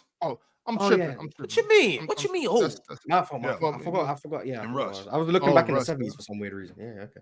I just don't think that's a big deal to me. That's all. I But think so. anyway, I would expect him to have more. Yeah, Just me too. me myself. I would I'm pretty expect him to at least confident have before one. the season started. Santa Clara got more MVPs than Kentucky. Like, I picked. I think I picked Jason Tatum before the season started to win the league MVP. Why did you pick him last year when they won the most games in the league? I was close to it. Yeah. I thought winning. that's a was no. important. But Oh, Yeah, I okay. was So close to winning it. not the most important thing. I got That's you. not. Whoa. Winning does matter, and I didn't say winning was the most important thing, but I said winning matters. Winning has always. who was mattered. your MVP last year? Was it Shai? Before the season started? No, last year. So like So the 23-24 last season. season. Who did you have winning it? I think I had Joker winning it that year. would you guys like to see our MVP predictions I as a think I had whole Joker winning it. Yep. before the Go season? ahead, Ron. Yep. Yeah, let's see that. Oh, before the season? Oh, okay. Before the Did we season, already yeah. did we already Oh, yeah, outline that's that right. I UCLA remember has the this. most MVPs of any school produced? Huh? UCLA has produced the most MVPs. We've already 3 is the most. no, they've Probably, produced no, the amount. Well, Probably like the how many number of Kareem got. MVP. Oh yeah, but Kareem got 6 Yeah, of them. Kareem, So- yeah. Kareem, Right, Kareem, right. Bill Yeah, Walton. Kareem, Don't pay they that got in, 8, you but know? Kareem's 6 of them. How many Russ got? 1 or 2? One. One. One. Should have Okay, 2. We got robbed for the second one, but we don't Should have have 0, but let's go. But this was our predictions before the season. We had actually 10 people on this list. This was a horrible list. Why was it a horrible list? Why- I remember we having these Luka conversations. notwithstanding, it wasn't too bad. Yeah. Jalen Brunson. You just swapped Jokic and Luka, and I think I wouldn't have had Tatum over Jokic. I wouldn't have done that. Yo, So who had Foxy? De'Aaron Fox yeah. did that. It's Who kinda- had him? De'Aaron I don't Fox know. on Who here. had Yeah. That's Yeah, who crazy. did that? Who made that There was decision? no way I said that. Yeah. So this is who we had. We had SGA at 1, so we got that right. Luka at 2. That was a big swing and a miss, but Luka was injured, so I don't know if we want to give ourselves some grace, but we had Luka at 2. Giannis at 3, we got that one right. Tatum at 4, we got that one right. Jokic at 5. Now, I remember we all had our reasonings, and it was mainly because of voter fatigue. But obviously, this was the biggest blunder on the list. He did win it going away too. Mars said that yesterday. And Yeah, I told you it wasn't going to be SGA good. won that shit going away. Then we So had this- Anthony Edwards, Jalen Brunson, Joel Embiid, John Morant, and De'Aaron Fox.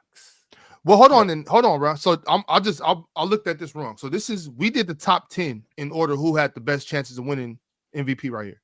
Yeah, Well, we this all is gave basi- our 5. We all gave our top 5 for the ballot, and then Ron did like, Right. the points. And just so you know, Mitchell finished 5th. Okay. Well, De'Aaron Fox being number 10 in MVP rating is that means he got 1 5th place vote, probably from you. Yeah, that's what happened. For sure. I had Luka as my number 1, Shai 2, Giannis 3, Jokic 4, Tatum 5. That was my preseason guess. I don't remember exactly. I know I had Tatum winning it. Yeah. Yeah. I think I picked I Luka had every Jet year. as well. I'm still yet to be right. Yeah. But at some point, it's gonna I happen. think I I'm had pretty Tatum. sure I I had had Tatum Shai. winning. Yep. But yeah, Shai well deserved. Very well deserved. MVP. What about the panel picks from the IG stuff? You want to see him? You get into that? Yeah. So this is who everybody picked after the season and who we believed should have won the MVP. And this is how it goes as such. So Big Ox chose SGA. He chose right. He should have picked Giannis. That's what he said in the comments. I see it right there with 3 likes. Yeah. Chill chose SGA. Wow, I thought I picked Tatum. Jokic. Nah, that's so funny to me. Nah, chill. I thought I picked Tatum down. I thought I Chill, picked Jason Tatum. You made it. You made a good decision, Chill. Yeah. Good job. Jordan chose Nikola Jokic. That is very surprising given what he's been saying about Jokic lately. That's crazy to me. John Diesel chose SGA. Diesel. Mars chose Nikola Jokic. Penn chose SGA. Ron chose Nikola Jokic. Also crazy given what you've been saying. Swipa chose. Swipa, did you mean to choose somebody else? No. Okay. Swipa chose Nikola Jokic. And, well, with the picks being 4 Nikola Jokic and 4 of the picks being Shai Gilgeous-Alexander, well, the panel as a whole now has co-MVPs. Nikola Jokic and SGA. Should have let the chat lose, Ron. You should have let the chat break the tie.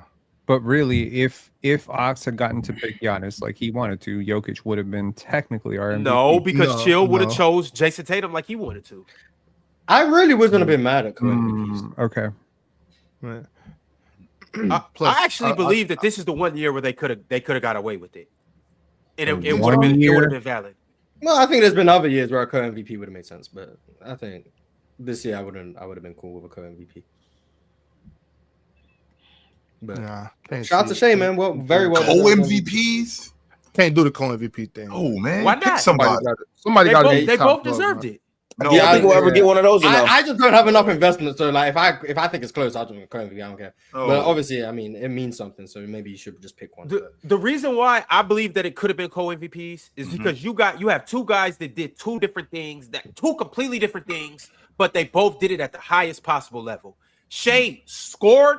He scored the best in the league, scoring title, and won the most in the league. Jokic, on the other hand, individually put together the best season.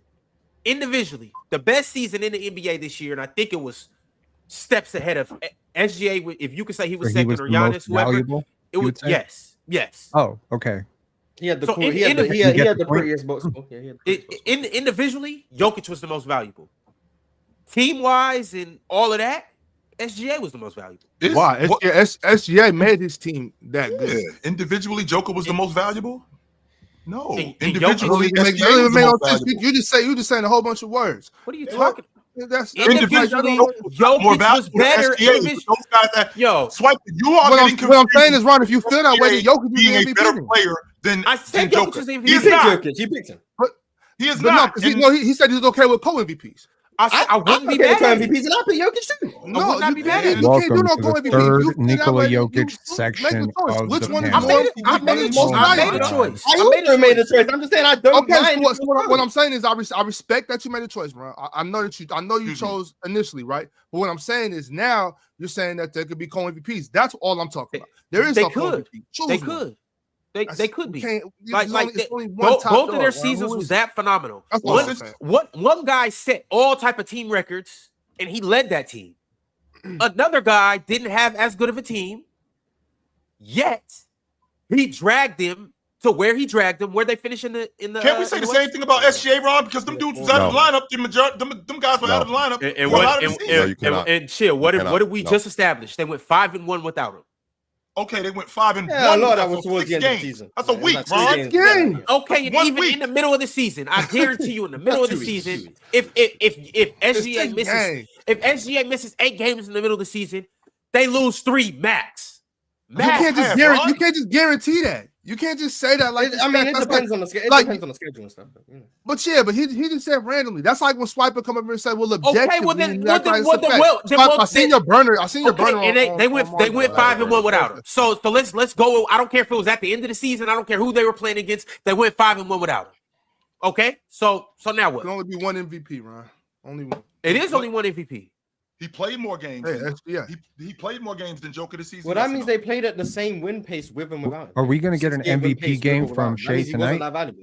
Based on that, y'all think we're going to get an MVP game from Shai tonight after winning MVP against the Wolves? No idea. Game 2, everything on the line. I think Ant gonna bust his ass tonight. He doesn't need to have I think they have a good game. I don't know. I think they've solved Ant. To be honest with you, bro, Ant has not been great for a lot of the postseason. One game and he solved. Just no, hang on, Mark. He didn't do well against this OKC team in the regular season, and he hasn't done well in game 1. Granted, he tweaked his ankle. I expect a better performance than 16, 18 points and 0 points in the fourth quarter. I just want to make sure that I understand this. Y'all had no energy for this when you brought it up. Y'all made all the excuses in the world. I didn't listen to the whole episode, but I just want to be clear that 0 points in the fourth quarter. Let anybody else that you put in that S tier star category have 0 points in the fourth quarter, and y'all will destroy him. Okay, so I'm a big Ant guy. Like I love Ant. I do. I think he's good for the league. I think he's good for the NBA. I think he's amazing. Don't turn me into an Ant hater by keeping the kid gloves on. No, you're right. You need to hold the star accountable for having 0 points. Nah, he's just not S tier though. I don't think he's an S tier. Quick question for you, Penn. Cool.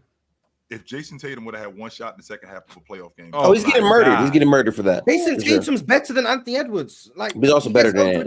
He's better than him. I just want to. They're not. I think he is too. They're not in the same tier. Like Jason Tatum I think he is too. But Penn, I also this also has to be factored in, and a lot of you guys are gonna hate this, but Anthony Edwards is still learning how to play basketball at 23 years old.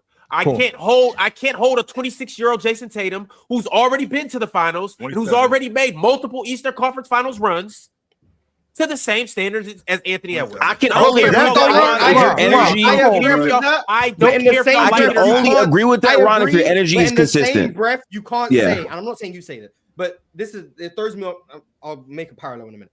You can say that, but then you can't say in the next breath, oh, he's better than Jason Tatum.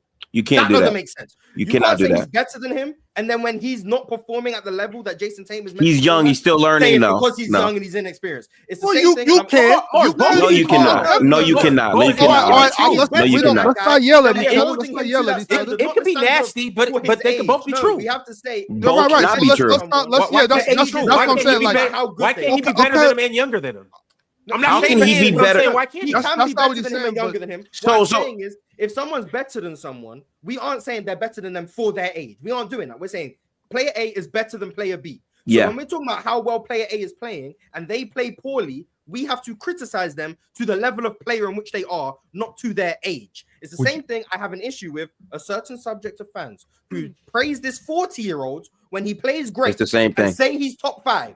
And then when he doesn't play great, say, oh, well, but he's 40. But he's 40, so. No, all right, Mars, we understand what you're saying. That's my issue. Talent. Okay, I get your issue. I understand your issue. I feel where you're coming from. That makes sense. I understand what you're saying, that we can't do that in an argument and you know, be like, oh, he's better. And then when something goes wrong, be like, well, he's a pup. I get that.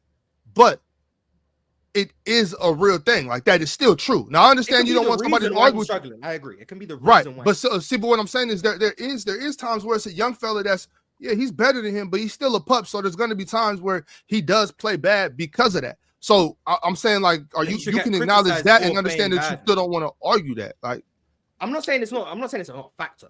Anthony Edwards could be struggling because of the experience. I mean, playing against the OKC defense is an experience in itself. So like, I can understand that can be a factor. But what I'm saying is you can't excuse the poor performance because of said lack of inexperience. And then turn around and say, when you're going to say he's better than these guys who are more experienced than. But no, that's my issue. I can get with. We can use it. There's a difference. I just don't think this is even the case because he's not better than Shai. So like, but there's a difference between an explanation and an excuse. Explaining why things may happen is perfectly fine. Excusing those things for happening is where you lose me. Anthony Edwards, you can explain some of Anthony Edwards' struggles with experience. I think you can explain it more with the fact that OKC's taken away the rim and whatever. But I think you could explain it with experience, and that's fine. But that doesn't make it okay that he's playing at the level he played at in game 1. Yep. Why do we have such a difficulty crediting defense? Look, man, I don't know about you, but I didn't walk into the series thinking that Anthony Edwards was going to do a great job. I thought it was going to be hard for him because of the defense. Yeah, because that's what OKC is going to do. They're going to force you to play through your fifth option. They're going to leave your worst shooters open. They're going to punch the gaps. They're going to make you very uncomfortable. Consider that run that they had at the end of the second quarter where they flipped what was like an 8-point game into like a 4-point game, or it was a 10-point game into a 4-point game. And it was like relentless pressure on the basketball. And Julius Randle didn't see that blindside Jalen Williams poke coming. And it's just like, yo, like this team, when they dial up the pressure, you're not scoring. Whether you're Jokic, if Shai was on another team, he's not scoring against this team either. Hey, no disrespect. Respectfully, I don't care. You are Anthony Edwards. We compared you the same shit with how we was just saying with Swipa. We compared you to Jordan. We compared you to all these other people. And that's dumb, though. That was never like who's we though? I don't care. I don't care if it was a little kid in Alabama who came on the internet and did that. Somebody compared that nigga to Jordan. So you probably should though. They were wrong. Yeah, let's not do that. They were wrong. Okay, Anthony Edwards will not do that. It don't even gotta be Jordan. It don't gotta be Jordan. You compared him to Tatum, right? They were wrong. I'm still not doing that. Somebody think that's here, right? This year. He also Somebody didn't said it play just well here. versus But that's OKC. the issue. Like, I don't like holding a player. Who didn't play well against OKC? Because other people called them. He averaged almost 30 a game against Mark, OKC this season. Mark, You he told is. me. What happened in the game. second half? He is What happened who he in is. what happened in the second half of the first Anthony game? averaged 27 points. Got this shut year. down. Yes. Yeah, You so were a hold him to top the 6 standard of scorer. what he is. Got You shut were a down. top. Okay, and he didn't play like who he was yesterday. There we go. And I'm with you. I agree. Okay, But don't be like, look. well, people compare it to Tatum, so we got 100 to that standard. No, he's not as good as Hey, Tatum. okay, let's just talk about Anthony Edwards. Let's just talk about Anthony Edwards. Thank you. He didn't even average 30 versus OKC this season. That's not true. You are Anthony Edwards. You are Anthony Edwards. I expect you to get busy against the Thunder because you are Anthony But Edwards. that's not realistic, never mind. though. But that's Like, why- crazy, that Ron. doesn't make sense.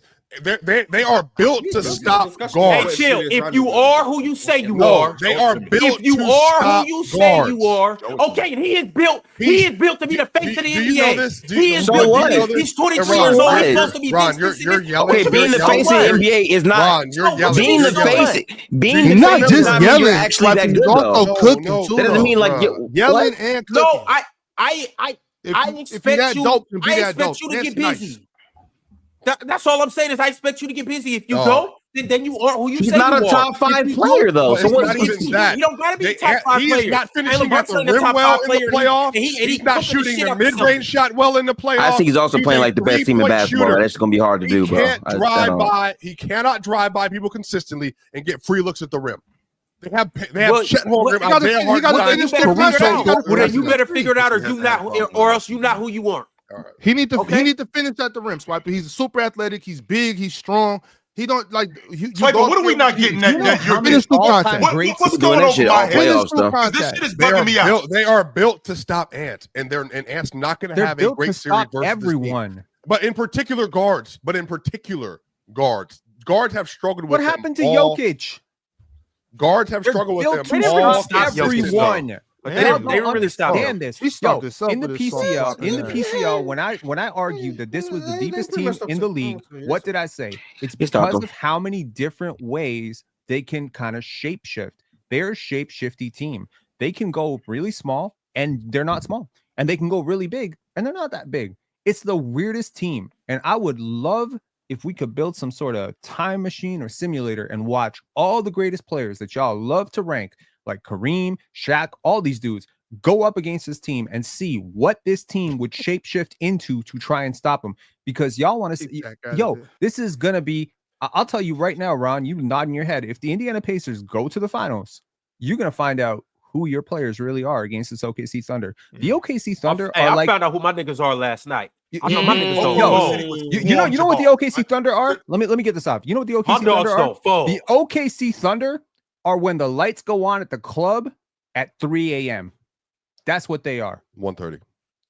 Oh, 3 damn, a.m., they It exposed. It's 3 depends a.m. on where you at. So 3 a.m. I didn't have the They lights are come on. 3 a.m. lights. Son. You know, because that girl you've been grinding with, she's not that fine. When the lights come on, Maybe you she's go, not a oh, girl. shit. That's what the OKC Thunder are. They show you who you actually are because they play you to your counters, to your counters, to your counters, and you don't got enough counters to beat this team. You think you're a good passer until Alex Caruso sitting in the gap. You Well, I think don't you're a think the good Wolves are built finisher to beat until OKC. Chet Holmgren is coming over there swatting that shot away. I don't know why guards keep trying Chet at the rim. No, Stop he's food it. at the rim. He's food. He's not. Apparently, he's food. He's food. I'll tell you, he's food. I think Ant got something for these boys, man. Personally, I think I'm gonna have some games where he go crazy. Now, can he do it consistently over the course of the series? I don't know. And I think I also think Julius can. I got some more work for these boys too. Though. Yeah, I think it's closer to 4-1 and 4-2 in my brain at this point. What? So can I get everybody's prediction for tonight? Game 2. Pen, who you got? OKC. Swiper. Yeah. OKC. Gifted. OKC. Mars. Minnesota. Ox. Contrarian. Yeah. Man, these boys are good, man. Hey, yo, hey, these little niggas are. That shit sound real good for you. Got to pick. Yeah, it, bro, they are nasty. But I really do think Julius got work for them now. I think Julius got work for them, and I think Ant is aggressive enough. I 5 think or 6 from 3 in the first half last game. Yeah, I'm gonna go with the Wolves. I'm gonna keep it. It's gonna be close. I'm gonna go with the Wolves though. I also got Rudy waking up and being a part of this series too. Yeah, we've seen the parlay. 15 points and rebounds. Chill. Who you got? Saturday, the series is 2-0. Fruity Gobert ain't doing shit. You just called a Fruity Gobert?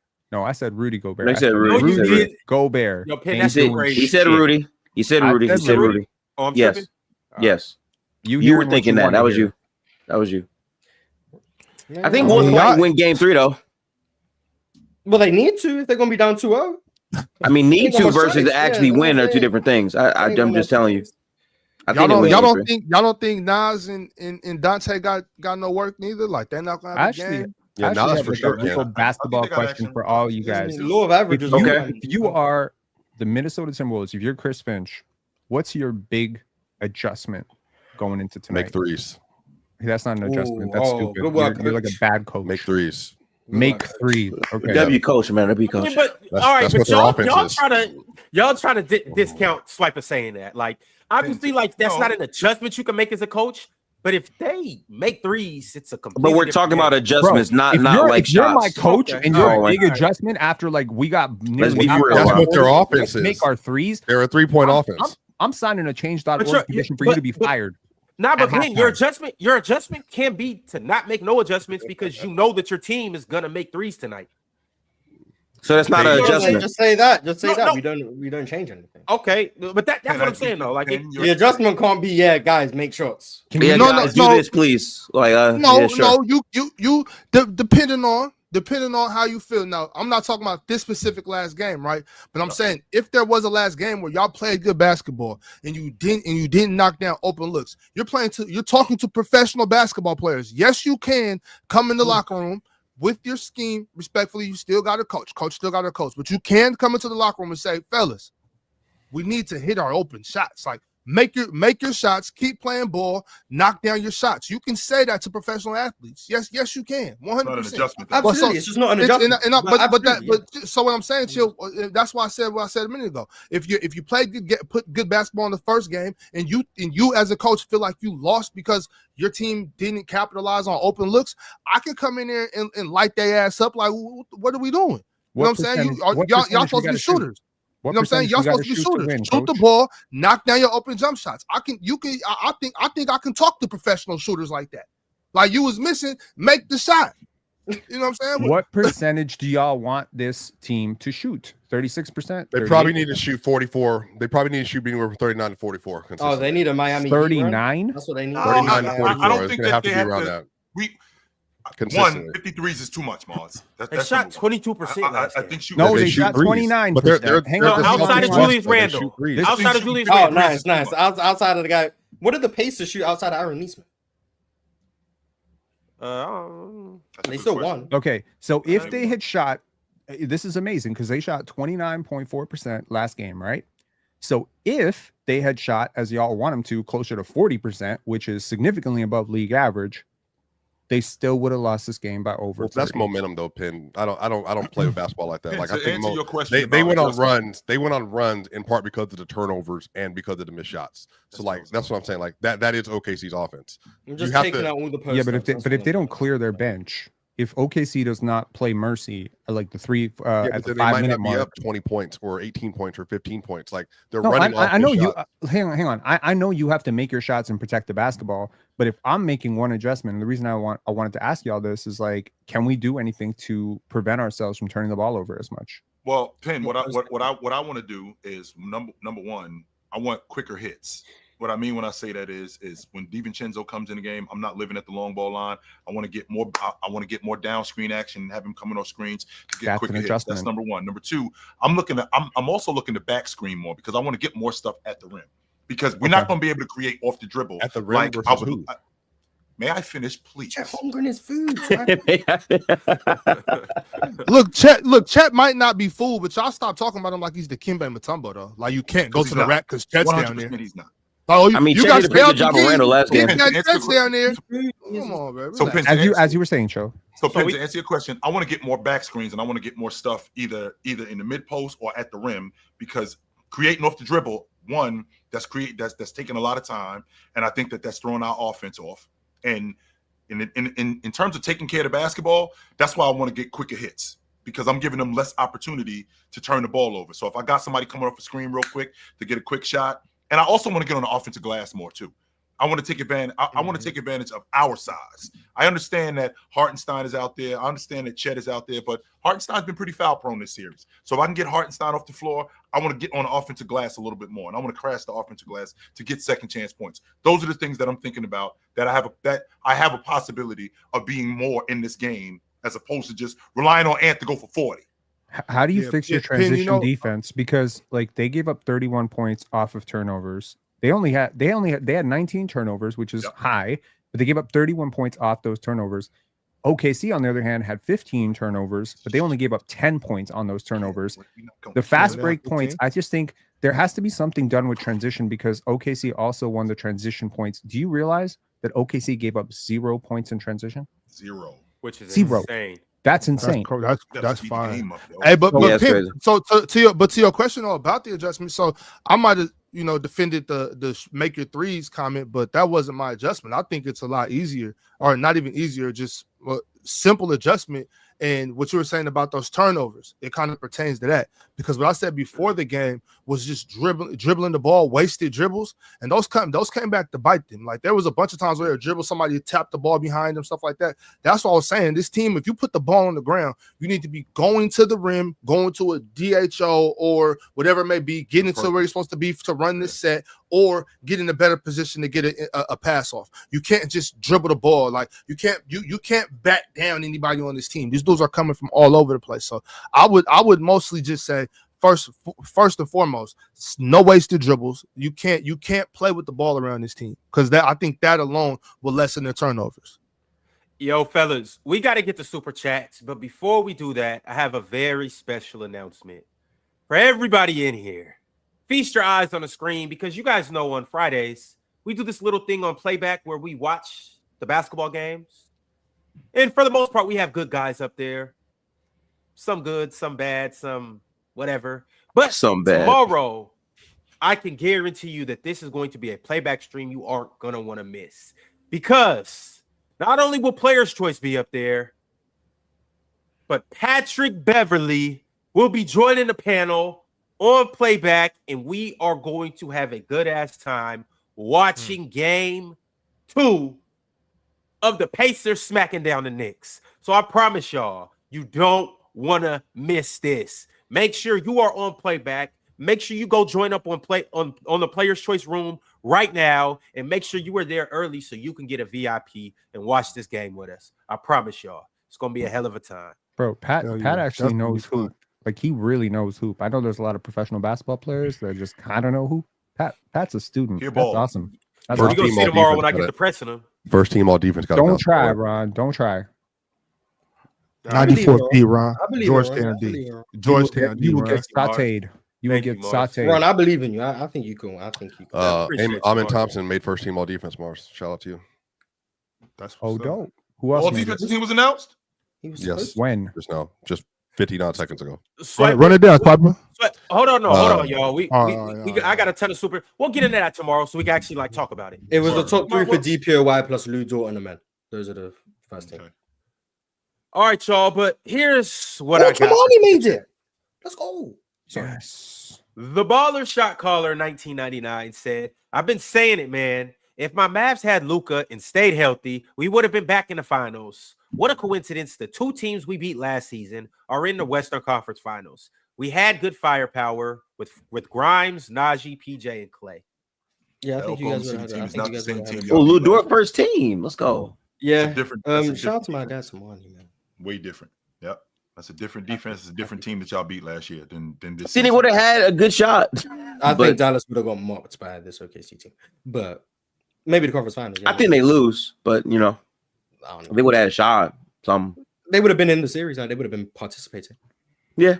Into getting destroyed. But I don't want to derail your super chat marathon here that you're about to go on, but did anyone talk about the clip of the Knicks on the bench with 34 seconds to go? I don't think so.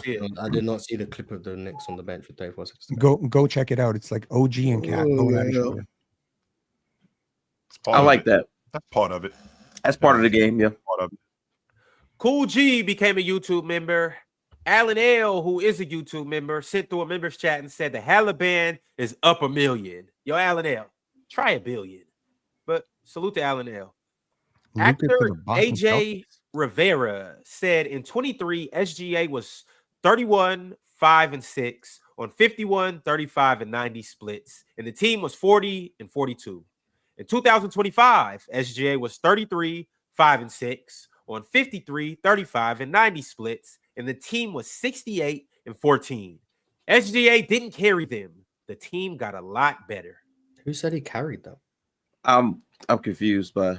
I did not. But SGA is also a lot better than he was 2 years ago. Yeah, he also is way better than he was 23. We can just read the box score and say, oh, he's basically the same. Okay, go watch a game from 23 and tell me. I mean, but even the box score tells you he played better. I don't know. It is what it is. But yeah, he didn't carry the team. K. Nicole said, how is a man who averaged a 27-point triple-double supposed to play above normal? His defense was above normal. By playing better than he did in the regular season. There you have it. We got another super chat from a pimp named Slickback. Pimp named Slickback said, do y'all know there were 12 streets in Manhattan renamed for each player on the Knicks right now? Yep, we did that. Mm-hmm. These dudes won 2 rounds, and everyone in the tri-state declared them champs. The Cowboys fans of the NBA. Hilarious. No, they ain't that bad. They not.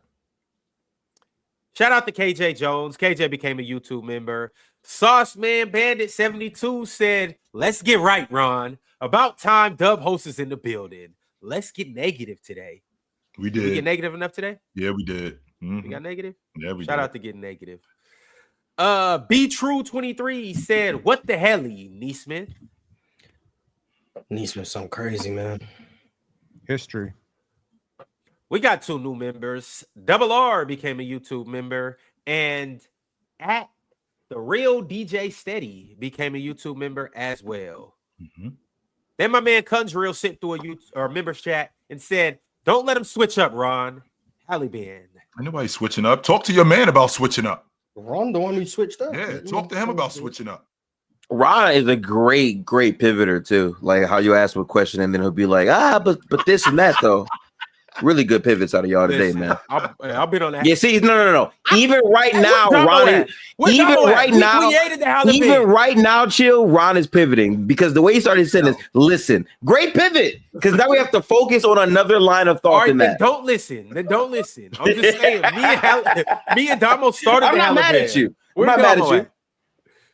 K. Nicole also sent through a super chat and said, OKC coach had said himself they are the better team after going 7 games with the Nuggets, and they played like it against the Wolves. I don't know how y'all felt about that, but like I really felt like their playoffs versus the Nuggets was them like really maturing in terms of decision making.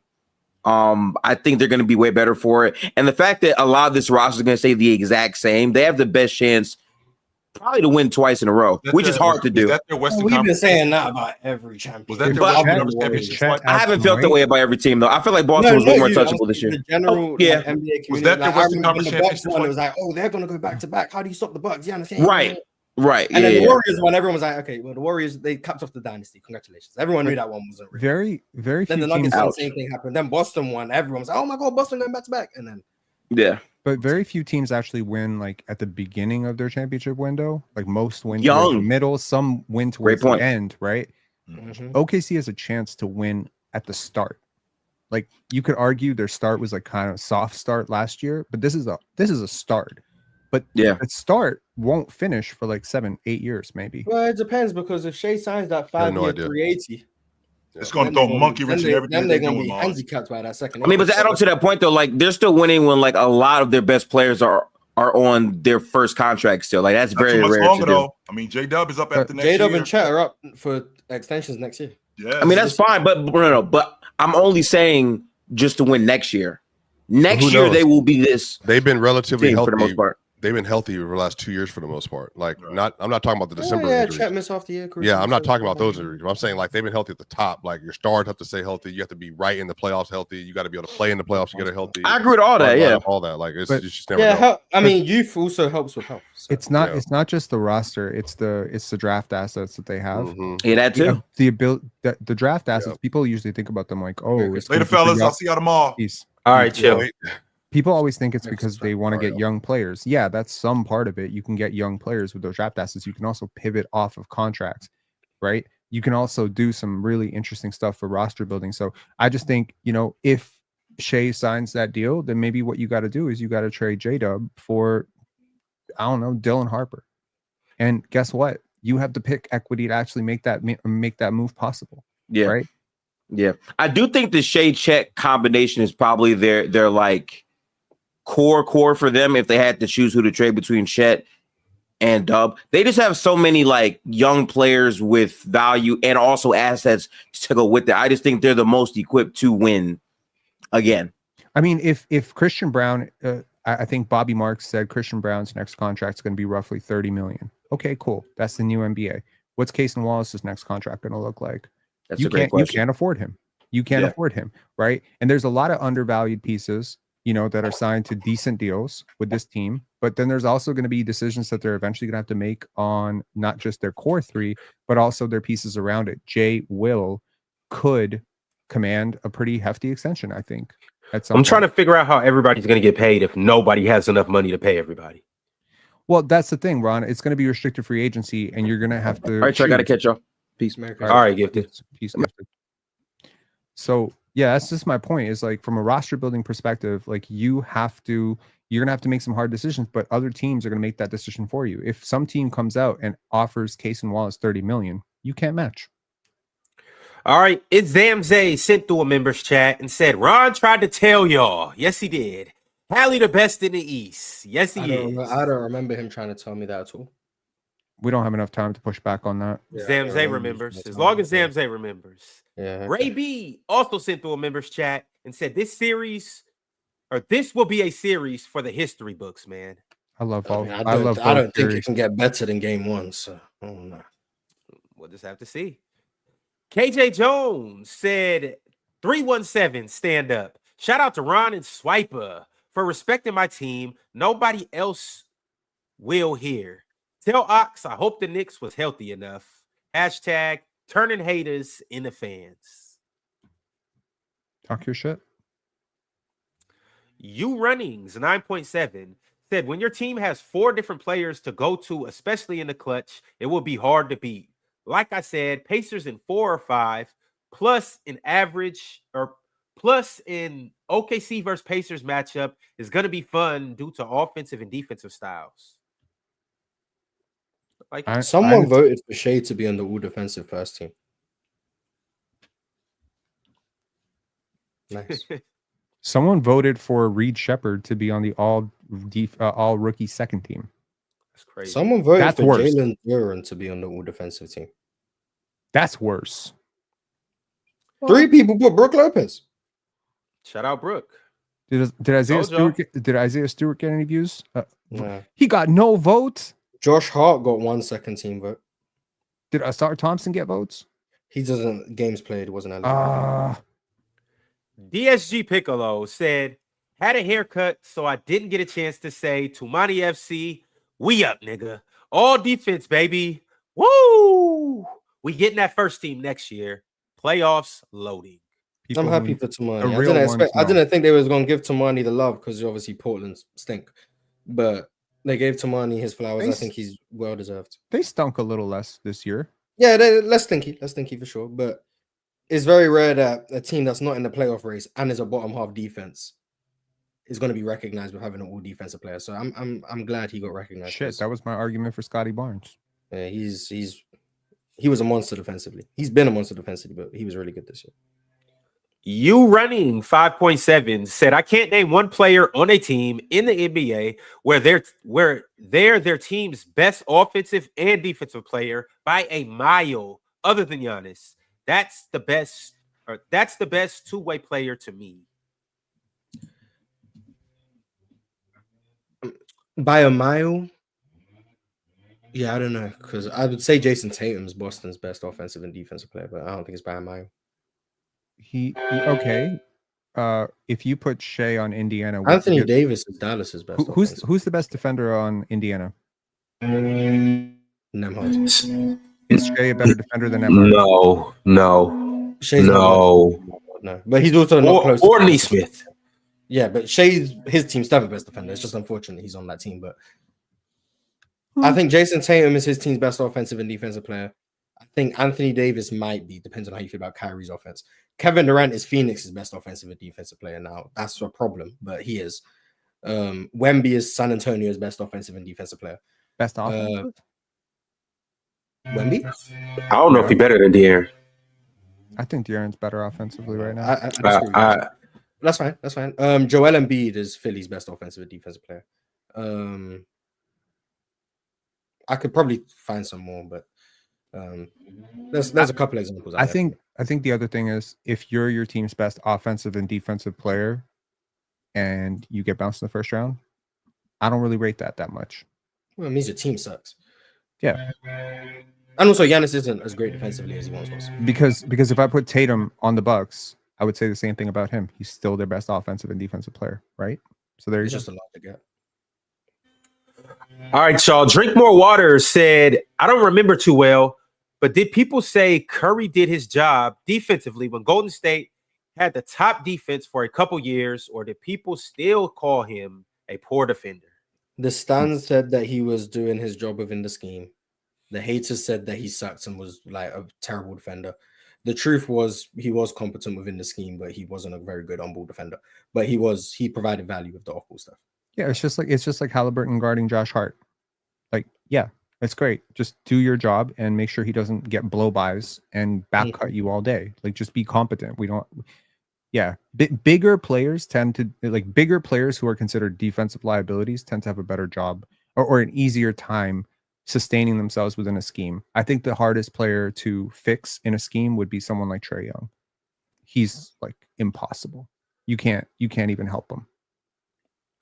Trevi became a YouTube member. Shout out to Trevi. And Bandit SPS sent through a members chat and said Halliburton double dribbled on that last play. Ron. What, when he fell? Is that counts? No, he's talking about the game winner. No, he didn't. Mikal Bridges knocked the ball away from him from behind. He clearly hit the ball, but he did pick the ball up. And I wonder what would have happened if Mikal didn't knock the ball away, because that allowed him to be able to dribble again. Because literally, Mitchell Robinson was right there, and Halliburton had his dribble. It picked up his dribble. So I don't know what would have happened. Halliburton actually got lucky because of that. But, when you like that, you just like that. Rob Lowe said, this is who the Pacers are. Counting them out of the game or series is just a sign that you haven't been watching this team. You can't kill them. They are pretty impossible to kill. KJ Jones said, we know most of y'all don't watch them, chill. We need more celebs in the seats for y'all. You talking about the Pacers? I don't. Probably. Gotta be talking about the Knicks. Y'all wouldn't. The Knicks have plenty of celebs. You see Fat Joe? He there. Yeah, I don't know who he's getting at. Gio Suave said, I want everybody in this chat/panel to keep that same energy when the Knicks win this series. Knicks in 6. They can still win. Easily. Sure they can. Cowboy Bob said, Ron, drop the link. I'm here for smoke. I don't duck or hide. I said what I said, and I was right. But y'all don't want to hear the truth. It's more to this. Go New York, go. Bring the Thanos gloves. Yeah, Ron didn't drop the link. How sad. UMB sent through a super chat and said, y'all think Halliburton is better than Fox? We talked about it. He's so far above those talks. I wouldn't say so far, but he's better. So far. You running 5.7 said Giannis's defensive regression should not factor in that we also can be. Should we not factor in that it can also be due to the worst defensive unit around him compared to the past years? where they were the best defense, and he is still the best defender now by a mile. Plus offensive play. Yeah, I mean, I think you can see it in moments and stretches. He's capable of ramping up the defensive intensity to still provide that level of impact. So this is where I get conflicted. When I'm evaluating who was the best this season, I'm looking at what you actually did on the court. And on the court this year, Giannis wasn't that level of defender. But when I'm evaluating like who's the better player, Giannis's capability to still provide that level of defense in stretches means he has a capability defensively that not many people have. But I can't then just say, oh, well, he's better defensively than this guy when it's like you only show it 4% of the time, and this guy's providing elite defense 86% of the time. It just doesn't really stack up. So I don't know I still haven't figured out how I want to like really evaluate that. But that's like the internal battle I have when determining how I evaluate players. I'm not flawless, clearly. Respect Steph sent through a super chat and said off topic, but the NBA and refs have to stop this offensive favoritism. We can't just blame Shai. Give these defenders the respect for what they have to deal with. It's a stupid conversation when we talk about the grifting and all that stuff, because it completely takes away what the super chat was saying, but also just how impossible Shai is to guard. He is probably one of the most flexible offensive players I've ever seen. He stops on a dime. He goes on a dime. You just can't keep him in front of you. So all the grifting that people want to complain about, that's like 10% of it. Most of those calls are valid. And I think somebody pulled up this stat. Over a 12-game stretch. Most of those calls aren't valid. Dude, actually, let me stop. Over a 12-game stretch. Hang on. You think he gets to the free throw line too much, right? You think he gets a lot of bullshit calls? No, that's, and I don't want to compare. I don't want to compare his grifting to other people's grifting. I just want to compare what I've been seeing. Over a 12-game stretch, he is not even top 400. Top 400 over 12-game stretches in playoff history for most free throw attempts. Flopping? What does that have to do with him flopping? A lot of great players have flopped, and I'm not saying like he never flops, but I think a lot of what people consider flopping or egregious, they are legitimate fouls. And he also has a lot of times where he doesn't get a foul. And the thing is that he just gets himself into these really crafty areas on the court where he kind of forces you to foul him. That's not flopping. If I force you to foul me, that's just good offense. And once again, shout out to Damo. He embellishes contact. Here's what it is. He embellishes context, but who doesn't? What all-time great didn't? Yeah, I mean, context? LeBron doesn't. That doesn't change that he does it. They all do. Yeah, other people do it, but he also does it. So like, you can say he embellishes, and then we can also say other people embellish. And the issue I have is people acting like Shai's the only one who does it. The reality is, people are finding something to dislike about Shai, and they've done it for every great player. So it's dislikable though. That's fine. Yeah, people don't enjoy watching people flop or embellish. People don't enjoy it. Like, scoring champion can't win a championship. Michael Jordan, right? Tragic Johnson. Yeah, all-time great. Every great player has had haters, and this is just a stupid reason they hate on a dude, man. I'm just saying. Pen, this is bad though. Like last game was disgusting. No, it wasn't. There was falling over to the floor. No, it was 3 for sure.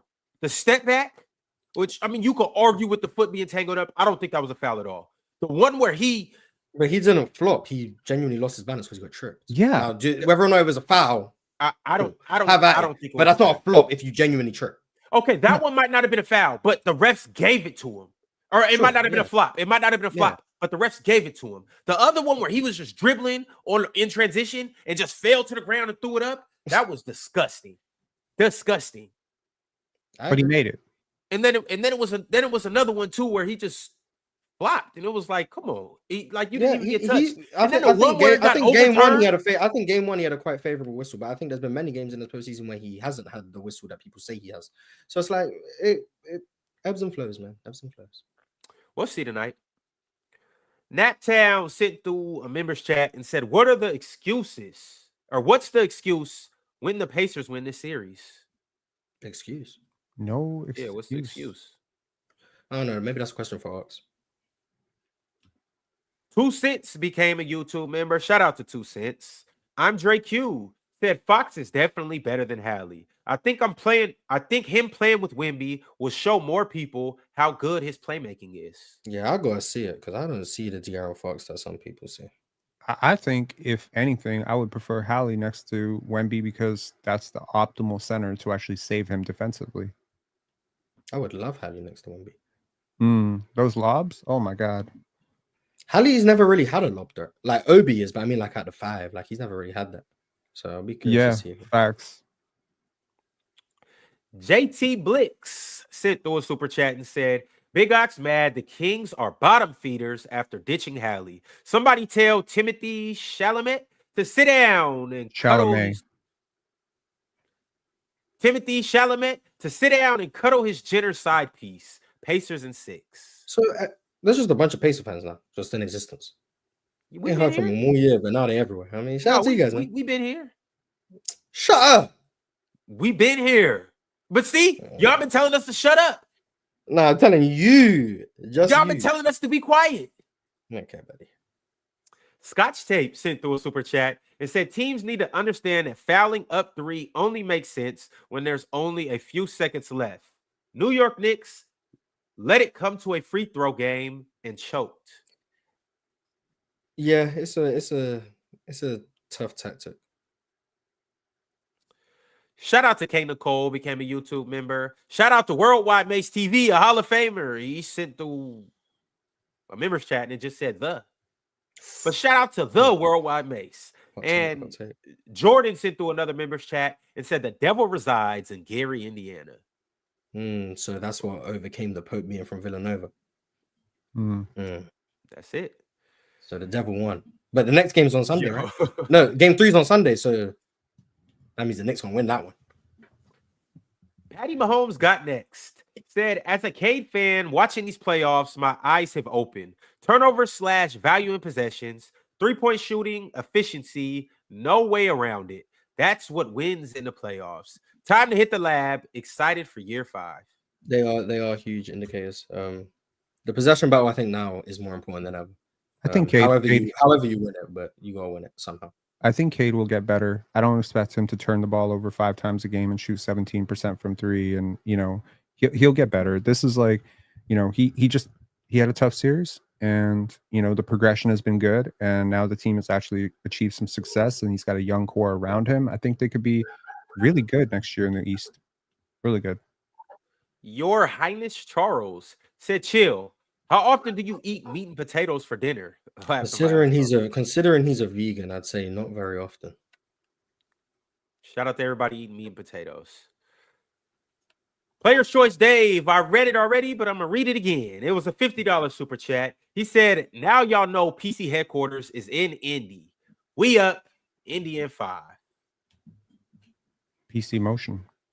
You running 5.7. Sent through a lot of super chats, and he also became a YouTube member, and you guys should be like you running. Sent through more super chats and become a YouTube member. And then you running said, Hallie might be the best passing/playmaking guard I've seen in the last 15 years. Only one I can think of better, Chris Paul. Nah, he turns the ball over more. Jason Kidd. Last 15 years, I mean, Steve Nash. Jason Kidd did play in the last 15 years, but and Nash, but they were done by that point. So true. Sure. James Harden, nah. Luka, nah. Those would be the names. LeBron, obviously. Nah. Sincerely, Kentrail said, "Oh, he's a guy." Yeah, positions. What's the best game y'all ever seen? Also, Swipa, you said Joker would have 2018 Braun type year in the playoffs. Nigga did the opposite. Swipa the nastiest ex-user. Yeah, well, if the 2018 Cavs played OKC, they would have lost 2. Best game I ever seen, game 1, Knicks Pacers, 2025 Eastern Conference Finals. Mine was game 2, Cavs versus Pacers. Mine was probably some Jordan or Rasheed Wallace performance at some point. Can't pick. Bucks Pacers, and we would have had a sweep. Quan sent through a members chat and said, don't forget Memphis, Ron. Shout out Memphis. Yeah, I haven't heard you speak about them in a minute, but I guess they should still be here. Okay. You running 5.7 said, is it crazy to say if Shai wins this year, he's over Luka and Embiid all time? Yeah, I don't know where any of those guys rank all time, so I couldn't tell you, but I have a strong inclination. I would not say he's better than either one of them. Couldn't tell you for sure. I would say he is. Rod sent through a super chat and said, I told Gifted this last night. Brunson is better than Ant, and it's not close. Brunson is in the same tier as Shai and Tatum. OG got to hit free throws. Until he defends, he's not in the same tier as Shai and Tatum. I know that Shai gets a lot of strays for his defense. He's great defensively. He's a really good defender.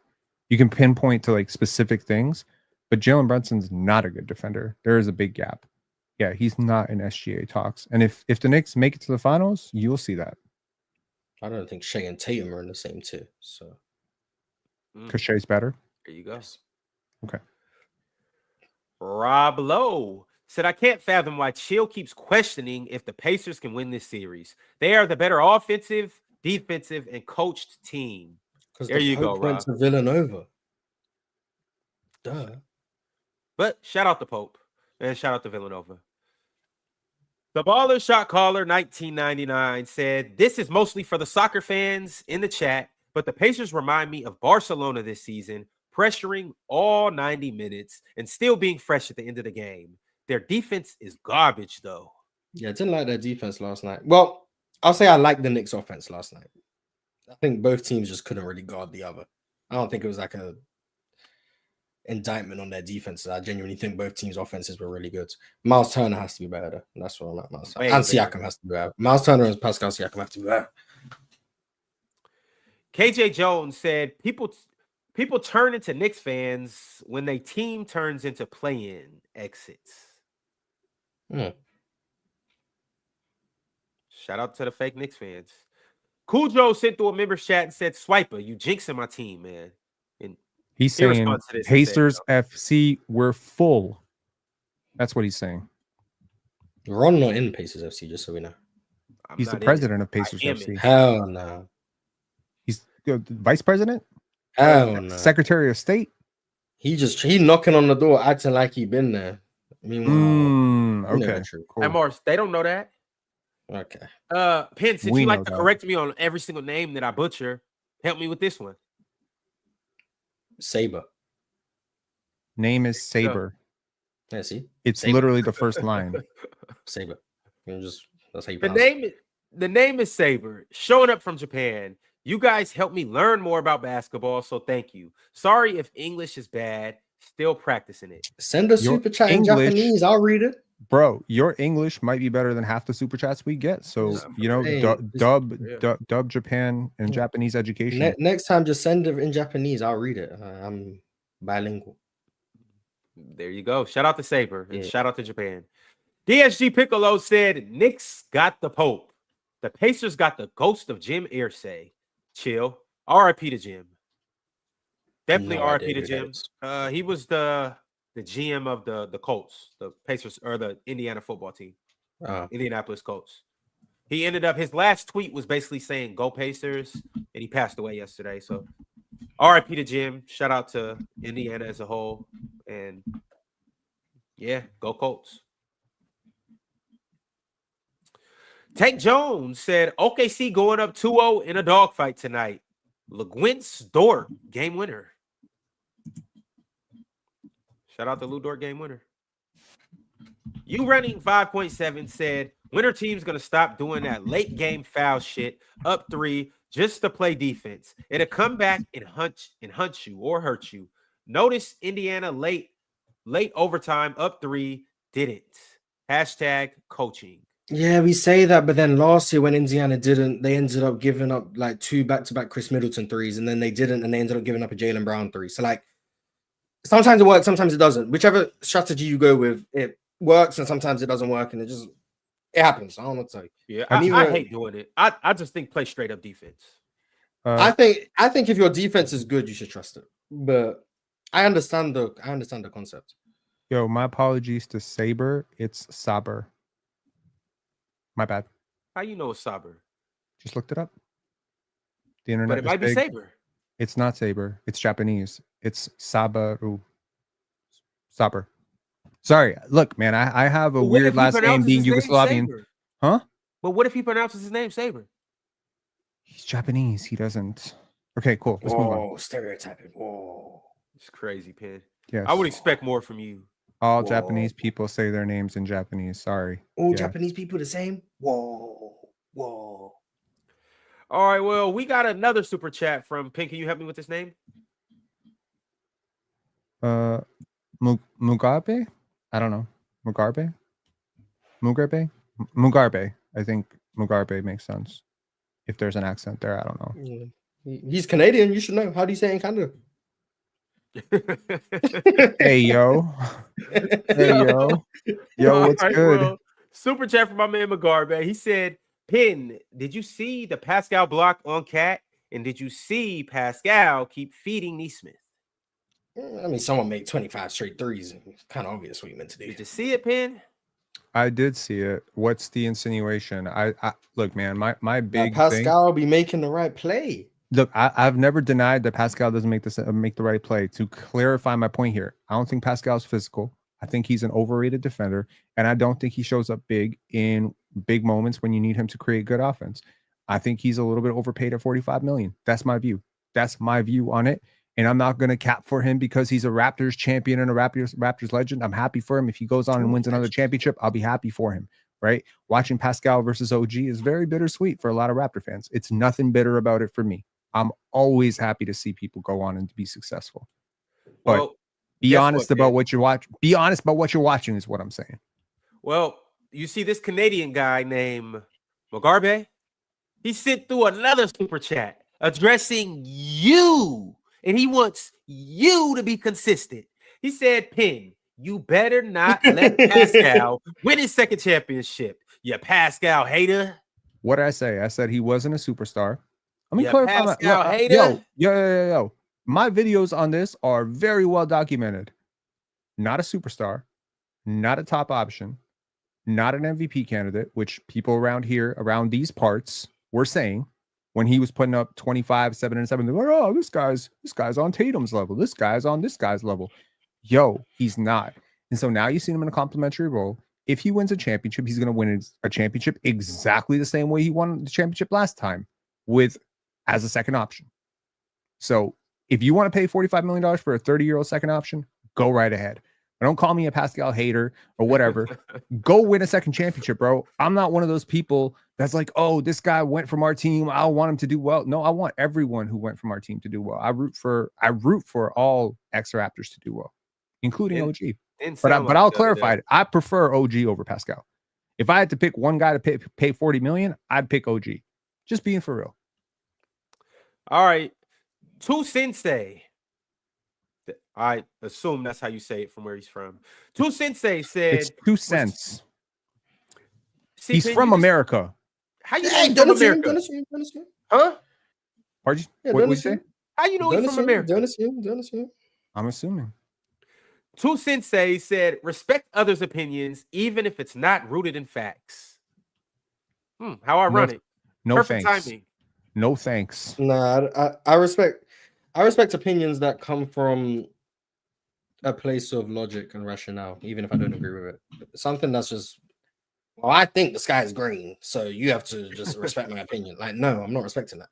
But if we're talking about something and I don't agree with you, but you explain how you believe, why you believe what you believe, in a subjective topic, I can respect that we have a difference of opinion. I can't just respect someone just yapping and being just wrong about something objective because it's my opinion. Like, no. Mars, what was the craziest thing today that you just didn't respect that was just rooted in yap? And no logic? Today, I don't know. I mean, yesterday I heard Chill say Chet's food at the rim, and that genuinely annoys me. He doubled down on it today. He also said Kobe's a better defender than Alex Caruso, and that annoyed me as well. But I wasn't here when he said that. So he knew he had to get off his Caruso nonsense in my absence. But those two things annoyed me. Today, yeah, I don't know about today, but those things. It was a lot that went on today. Yeah, maybe. All right, maybe I wasn't paying too much attention, I guess. Yo, we got 2 super chats left. One for me and one for Mars. The one for me is from Ill Magic. Ill Magic said it should be OKC versus Indy in the finals, but we all know this is a business. Knicks versus the T-Wolves. I forgot that it was business. I almost forgot about that. I mean, I think it's good for business if the MVP's in the finals. Yeah. I don't know. everyone is picking OKC and Indiana because they're up, but come back to this in a week, the series could be totally flipped, man. Exactly. When the Wolves are up, and the Facts, Pacers series is over. Facts. Like I picked OKC tonight. I don't feel good about it at all. Should have picked the Timberwolves like me, man. Just be a Can't contrarian. respect that opinion. Can't respect Bro, that. but if I did that, you wouldn't really be a contrarian because then 3 people would be on your side. You wouldn't get to stand out and be. Then I would have said that somehow they would have tied. Exactly. 18 overtimes, they just call it quit. I get it. It's just we just give up at this point. 1.5 games. Go for home. OKC, half a game Go for the home. Yeah, we're not figuring this out today. You co-winners. I wonder what would happen like if a game genuinely was tied for long enough. Like we genuinely went to like a 14th overtime. Like would they eventually just give up? I wonder what would actually happen. No, I keep going Just until keep sticking like around, one Mars. team fouls out. One day. Like we're doing right now. Yeah, we're in 14 minutes overtime. Yeah, but then here's the thing, though. I don't know how long it's going to take us to get out of here because I don't know how long it's going to take you to pull this out your wherever you're going to pull this from. But why don't you copy Saber, he's asking if I speak Japanese. No, I don't speak Japanese. I can't speak Japanese. But you I can read Japanese. Japanese. I can understand some of it. Can someone who actually understands Japanese confirm or deny whether or not Mars just butchered this? Like for all he's basically I don't know. Like he's asking if I can speak Japanese, and then he said W Mars, but why is there an exclamation mark at the end? This is not like he said that it's cool if I can speak.